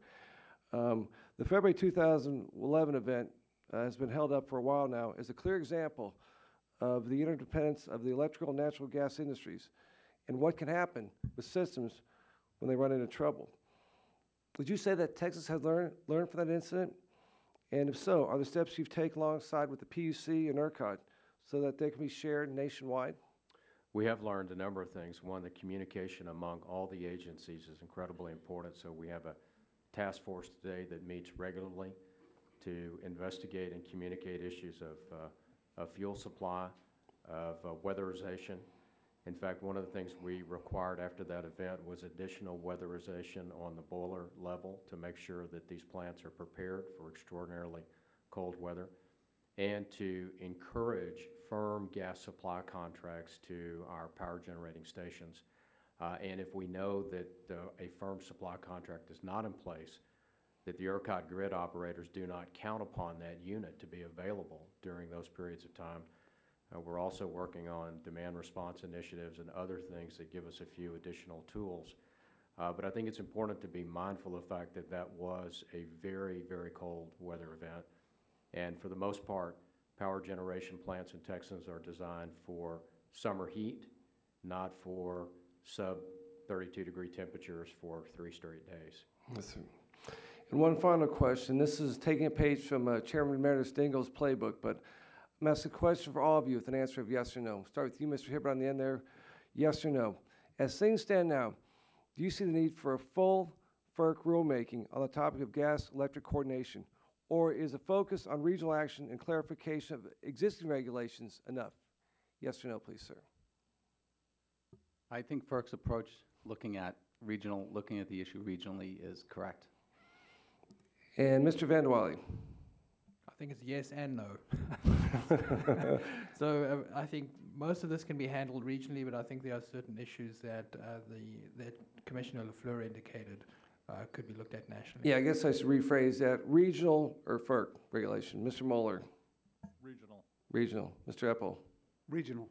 Mr. Smitherman. Texans can take care of Texas. Amen, brother. Well, Mr. Hibbard, regional, sounds like you're regional as well. Okay, there you go. So 5 for 5. Looks like I'm out of time. I yield back the balance of my time. Recognize the gentleman from New York. The Chairman Mayor slipped in here behind me. Mr. Dingley, ready to ask some questions, sir? Okay, then we'll move on with my colleague from Texas, Mr. Green. Thank you, Mr. Chairman. And I know some of my questions of our Chair of the Railroad Commission and his earlier hat was on the Public Utility Commission. I can't make the same statement that I voted for him last fall, but I did vote for his mom a few times. but Barry, it's good to see you. And I know as a Railroad Commission you have a different hat on in the Public Utility Commission, and I appreciate all your work on the PUC because at one time, and that you heard my questions earlier, we're proud in Texas to have ERCOT, and we've never had a reliability issue. And I know we've been wrestling it on what we can do to, you don't want to burden ratepayers too much, but you also don't want to have some of the incidents we have. And believe me, I would, in D.C., we protect ERCOT on a bipartisan basis. You talked about expansion of coal plants in Texas, and I know EPA, when they did the carbon rule, it was for future plants, not current plants, on carbon for sequestration for coal. In all honesty, I can't imagine building a coal plant unless you actually did like we did in Texas with lignite right over it. The economics seem like with natural gas, if you have access to natural gas, you wouldn't build a coal plant even if the EPA extended that rule to coal plants. Is that true? Well, first let me say I'd hope that you would have voted for me because I didn't have a Democrat in my race. So let's remember that we have a lot of mine-mouth coal in Texas, and actually today mine-mouth coal is economic when compared to gas at $3.80 gas prices. So we want to make sure we keep those units running, and that was really the thrust of our pushback on Casper. We were afraid that several congratulations, because that was a part of some of our hearings over the last few years on the transport rule, which never made sense to me. And I grew up there, and the wind comes from the south at certain times of year, comes from the north, but I never knew it went to Indiana. But be that as it may, and me neither. I think the important thing is to maintain the optionality. Remember, in our market, not only do we run a competitive wholesale market, but we also have munis and co-ops like San Antonio and Austin, as well as fully regulated companies on the periphery of the ERCOT market. And for them, having the optionality to build new coal, even if it's Powder River Basin coal, could be an important consideration. So we want to make sure that we don't have such onerous greenhouse gas regulations that building new coal, unless it has CCS, is completely off the table. Gas prices are low now. That's great. We're long gas. It's terrific. And I would just remind, though, that gas prices have gone from $1.99 to $3.80 over the last 2 years. I think they'll stabilize somewhere in the $4 to $5.50 range. At that point, it becomes probably a break-even for coal. So again, having that balance, and we have a really nice balance right now, I think is important for consumers. Okay. I know when you talked about nuclear, and we would have gotten our nuclear loan guarantees in South Texas. We only have the 2 plants, Glen Rose and South Texas, except for financial problems of one of the investors was Tokyo Power, and after Fukushima, Japan wasn't going to send us $125 million, but I know nuclear needs to be part of ours along with our success with natural gas. I'm curious, because you've had both hats on, both on the Railroad Commission and the PUC. Is there a market structure that we can do that under ERCOT, that working both with your example from Railroad Commission with regulation of oil and gas and PUC, to have that reliability we've become accustomed to in Texas? I'd say several things are important. One, we need an upstream supply, robust supply of all the resources. 2, we need to build midstream infrastructure, pipelines, and transmission lines. And then we need to continue to tinker with the market design to incent new generation. You know, the ERCOT market it's like an airplane ride. You take mid-course corrections along the way till you get to your destination. You don't put it on autopilot. and I'm confident that the current commissioners are doing that. Well, and I understand, I've been through Eagle Ford, and seeing the amount of gas we're flaring, of course, nothing compared to what they're doing in North Dakota. So that infrastructure is really important, because I know those producers would rather have somebody buying that gas than it would be just flaring it. So the pipeline's important. Mr. Van Wiley, in New England, how many LNG import facilities? I'm well aware of the one in Boston Harbor. That's been a debate in our committee for many years. Are there other LNG facilities in New England? There are two buoys in the ocean off Boston, which I don't think they've ever been utilized, maybe once. But the other one that's sort of a dominant resource for the region is in New Brunswick in Canada. So it's owned by Repsol, and they have 10 BCF of storage just across the Maine border. About a dozen years ago, I kept hearing the Austin to Boston connection with natural gas. Is there not enough pipeline capacity to send some of that Eagle Ford gas instead of flaring it up to Boston? That's the basic problem. So the pipelines from the west and the south are fully utilized. And there's not enough new subscriptions, because, as my colleagues, people don't build a pipeline unless they have customers. And if you want to expand a pipeline, you need to have those customers committed to that, because, it's an investment. And is there not enough potential expansion for those, expand those pipelines where we have the natural gas? Yeah, so there's a regulatory, what I call a regulatory conundrum here. On the one hand, you have the electric sector in the wholesale markets where generators are thinking short to medium term at best. So year by year, sometimes day to day. The pipelines they will only build the pipe if they get somebody to commit to them for 15, 20 years. So how do you actually make those two business models work together? Mr. Chairman, one last question. How long is that LNG? The gentleman's time has expired. And the only reason I point that out is because you do have a chairman emeritus who is waiting patiently to question. Far be it from me to stand in the way of the... This member is not complaining. This member is complaining. Well, if I could just, you don't have to answer, just how long has that LNG import facility been in Boston Harbor? Yeah, about 20 years. You could probably build a pipeline. Thank you. I thank the gentleman for yielding back. Chair now recognizes himself for however much time he wants for questions. Chairman, and I do... you are a good friend and always remarkably courteous. I thank you. Well, actually, I'm recognizing myself, Mr. Chairman. I thought you were... I referred to myself as chairman because I think there's an aspirational goal involved here. I do want to thank the members on the panel who stood with us so long today, Mr. Smitherman, and I'm going to join the parade. I voted for you as well. I voted for myself, coincidentally, on the same day. But I'm going to ask you, but really the question may be one that could be answered or should be answered by everyone on the panel. National Geographic cover story this week or last week was America Strikes Oil. I realize the cover is a little incendiary, a little inflammatory, to coin a pun there. But, for me, it was phenomenal to sit in the State of the Union address 3 years ago and have the President of the United States wax eloquently over the benefits of fracking and how important that was to our economy, and ignore his Affordable Care Act, which he had worked so hard to get. But I think it bespeaks how important this activity is for the future of our economy. In the budget on which we will be voting in just a few hours, Chairman Ryan from the Budget Committee has placed the number in the budget for the future development of natural gas on federal lands, and I realize that's not really Texas, but on federal lands, of $11 billion for the next 10 years. That strikes me as an awfully light figure for what really should be a real boon to the American economy. Well, Dr. Burgess, it's phenomenal what is happening in the oil and gas patch these days. And again, it's all driven by technology, horizontal drilling and hydraulic fracturing. We're now producing 1.5, 1.6 million barrels a day of crude oil in Texas.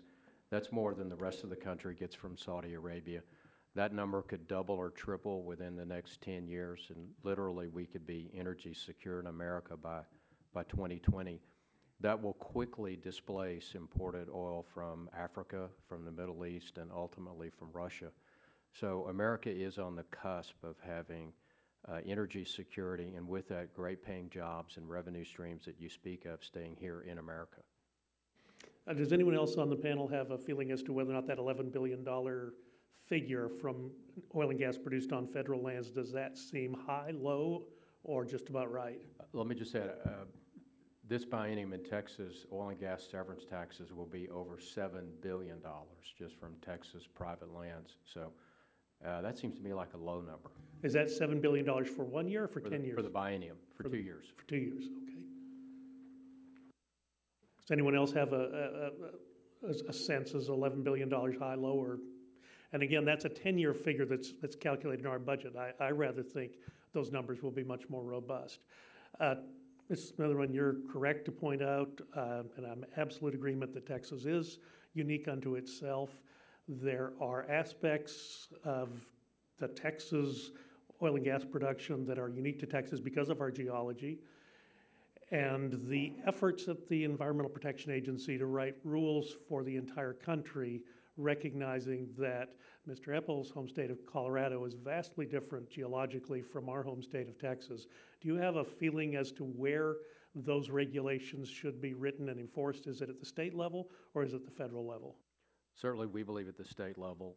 Railroad Commission employees and TCEQ employees know the underground geology of Texas better than regulators either in Washington, D.C. or with the EPA. We've been at this for over 100 years, and I think the proof is in the pudding. The amount of oil and gas that we produce and our safety record and our environmental stewardship is a real testimony to the fact that we're proud of what we do and we want to take every proactive step to maintain it. In fact, as you recall, we passed the first frac fluid disclosure rule in Texas 2 years ago. We're on the cusp. Next week, we will adopt a recycling rule for flowback water. We think will be one of the first, and some additional well integrity rules. So we're actually being proactive.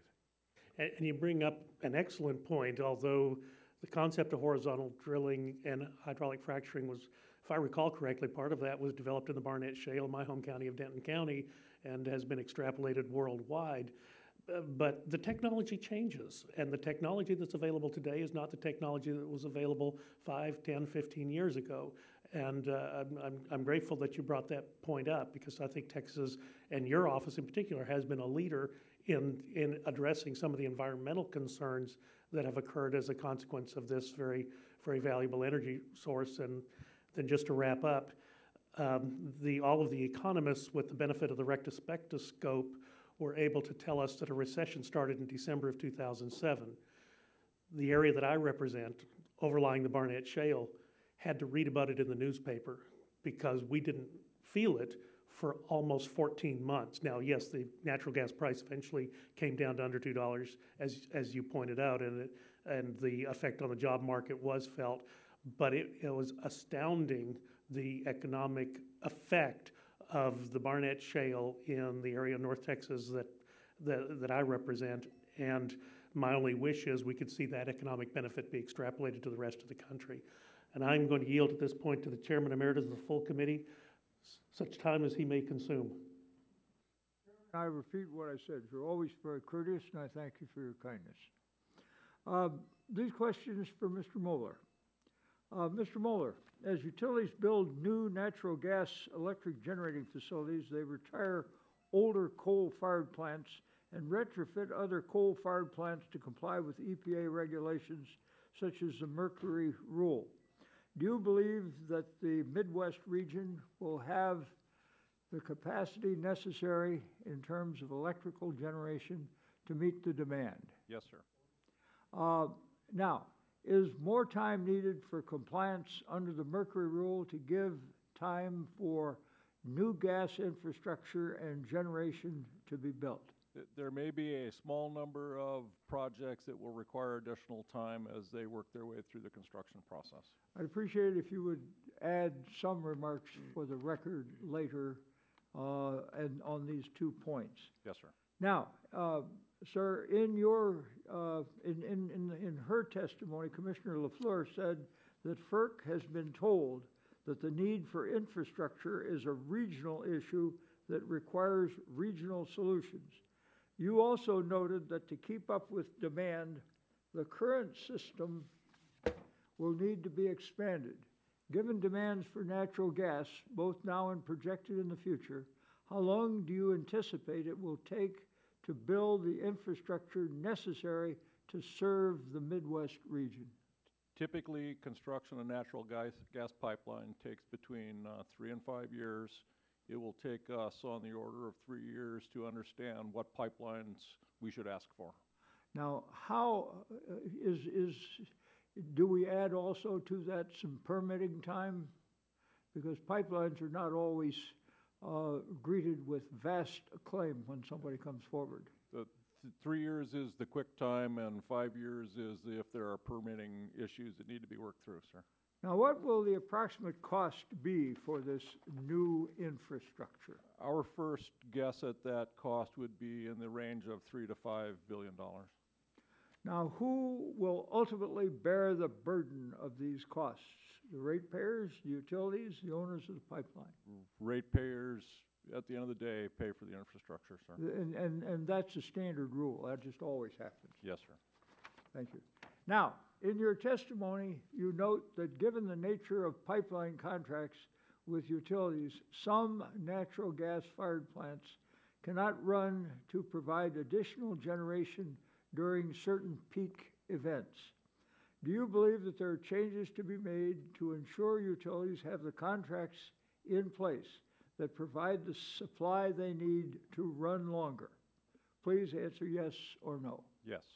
Would you like to add to that for the record later, if you please? We can do that, yes, sir. Now, with improved weather forecasting and the increased use of wind to generate electricity, do you believe that this and other forms of renewable electricity should be included in resource adequacy predictions? Yes or no? Yes. And would you submit to us your comments as to why this would be so for the record? Yes, sir. Mr. Chairman, you've been most gracious. Thank you to our panel. And I'd just like to make one observation. I've been dealing with these energy questions for years and years and years. And the free economic system always surprises us by how well it works, but it has a lot of other surprises in it for us. And technology seems to change under our feet. We find that where we were anticipating shortages, we all of a sudden have abundance. Where we anticipated abundance, we all of a sudden have shortages. And I worry constantly about the way things change under our feet and how it is we must act to see to it that we're ready when the next set of difficulties comes upon us, whether we get gas lines or cold winters and shutdowns and the gas pipelines crater and we have all kinds of troubles. And I'm hopeful that the nice picture that I see today is one which is going to be as nice or nicer tomorrow.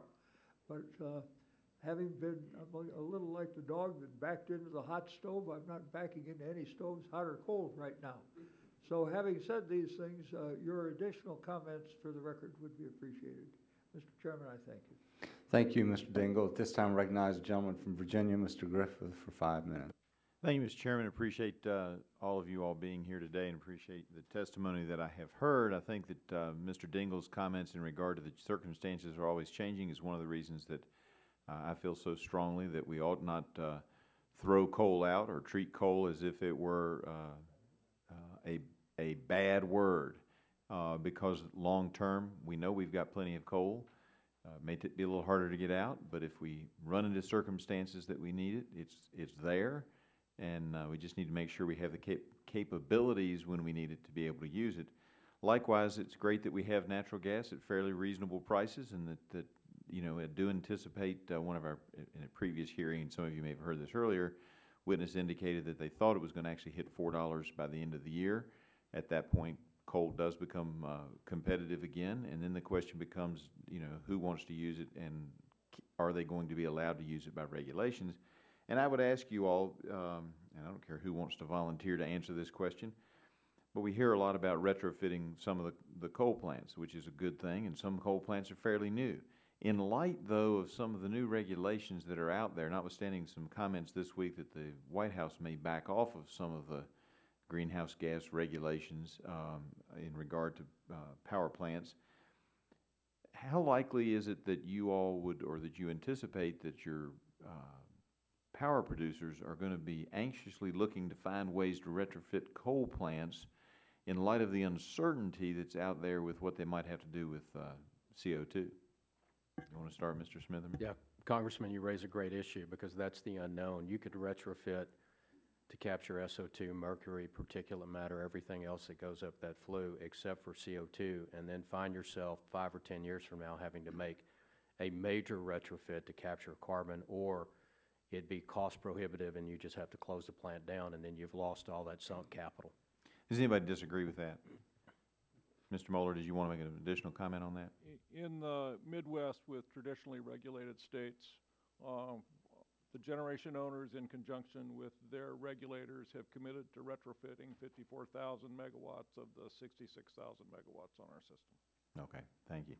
Mr. Van Wheely, let me ask you this, just because, as Mr. Dingle also pointed out, sometimes pipelines aren't so popular. That LNG storage facility just over the line in Canada, is there already a pipeline into the States? Yes.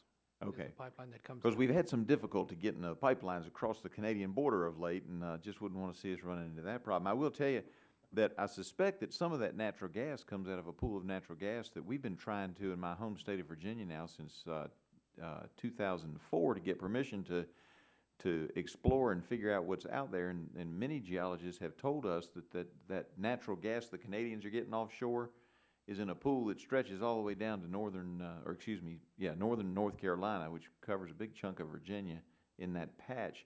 We would love to have you have a source of American natural gas from just offshore. If you don't want to do it in Massachusetts, we're glad to do it in Virginia. We'd be happy to have you build a pipe. It would be great. And we would love to create jobs for all Americans. Mr. Rush asked about minorities earlier, and we just think there's huge potential for not only the United States, but also for the Commonwealth of Virginia if we can get that permission.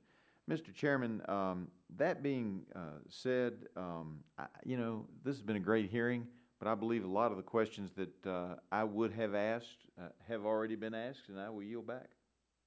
Well, thank you, Mr. Griffith. At this time, recognize the gentleman from Colorado, Mr. Gardner, for 5 minutes. Thank you, Mr. Chairman, and again, thank you to the witnesses for joining us today. Chairman Appel, just a couple of questions from your testimony and the experiences that we've shared. Could you talk a little bit about the long-term contracts that you mentioned, natural gas, and how does the ability to enter into long-term contracts help with certainty in pricing for utilities? Thank you, Congressman. We could not have, developed Clean Air, Clean Jobs without a long-term contract. We had to take the volatility out. And so when we developed the program with this long-term contract, it just gave us that opportunity to have the smooth glide path for the next 10 years. And we don't anticipate any type of rate impact. In fact, we entered into a multi-year rate case with Public Service Company of Colorado with only a 5% increase in rates for the next 3 years.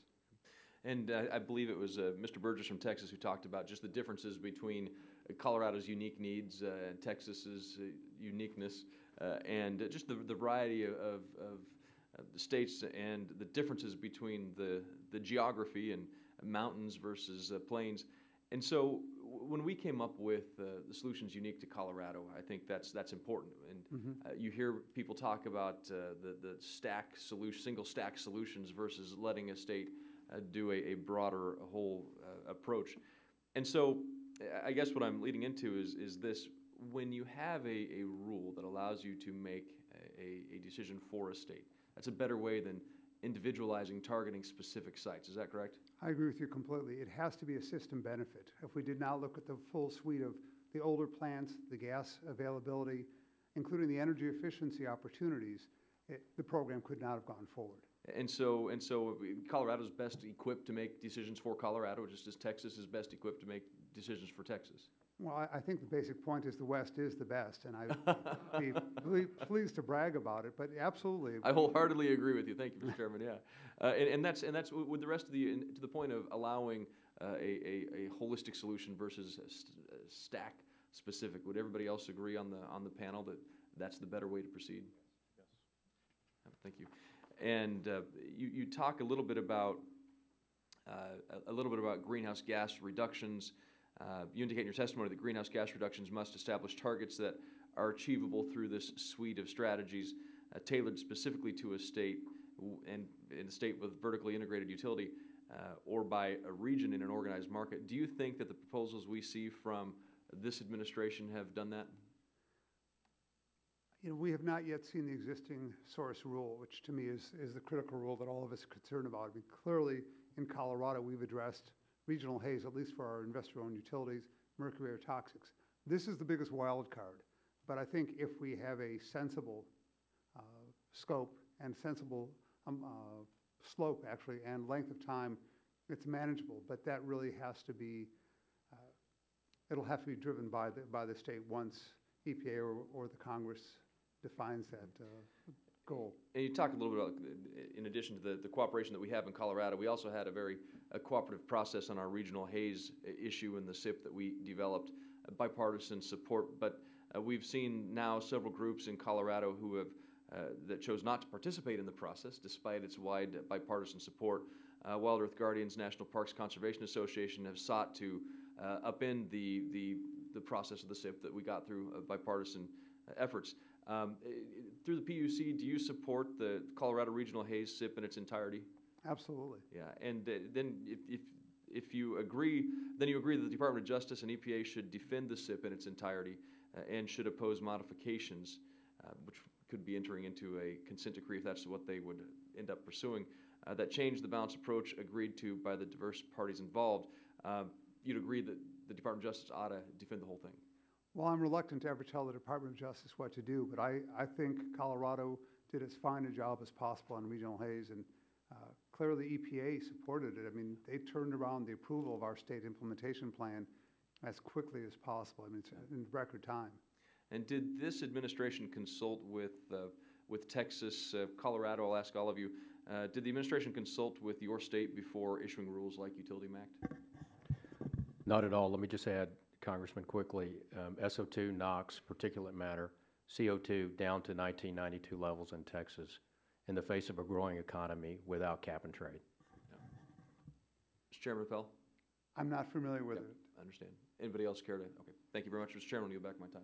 Well, thank you, Mr. Gardner, and thank all of you for your testimony. I think everyone agrees that the wild card is the CO2 regulations, and speaking for myself, all of this came about as a result of a Supreme Court decision, and there really has not been a national legislative debate on this issue. And something that we are going to be focused on is drafting some legislation in which we can have a national debate on it and let the legislative body decide. But the ramifications are big, the uncertainties are big, and we're going through great changes today. And so that's why we feel like this hearing is so important, and to hear from experts who are dealing with it in various ways. We appreciate that very much. And without objection, I would like to enter into without objection, I'd like to enter into the record the statement of our chairman, Fred Upton. And Mr. Chairman, I just hope that and sincerely wish that, along with your plans for future hearings, I mean, you know how crazy I am about these hearings that we're holding. I wish you would also strongly consider a hearing where we'll have some scientists come in and discuss climate change. Yeah, well, we've had a lot of hearings on climate change, that's for sure. But no scientists. Well, we've had, over the last 5 years, we've had 22 some hearings on climate change with scientists. But thank you for you and Mr. Waxman reminding us of that, and for the letter that you sent. We certainly would like to hear from Thank you. some scientists. Thank you. Thank you all once again for being with us, and the record will remain open for 10 days. Some of you made commitments to provide additional information, and we look forward to working with all of you as we strive to meet the energy demands of our country and make sure we have adequate supply as well. Thank you. And with that,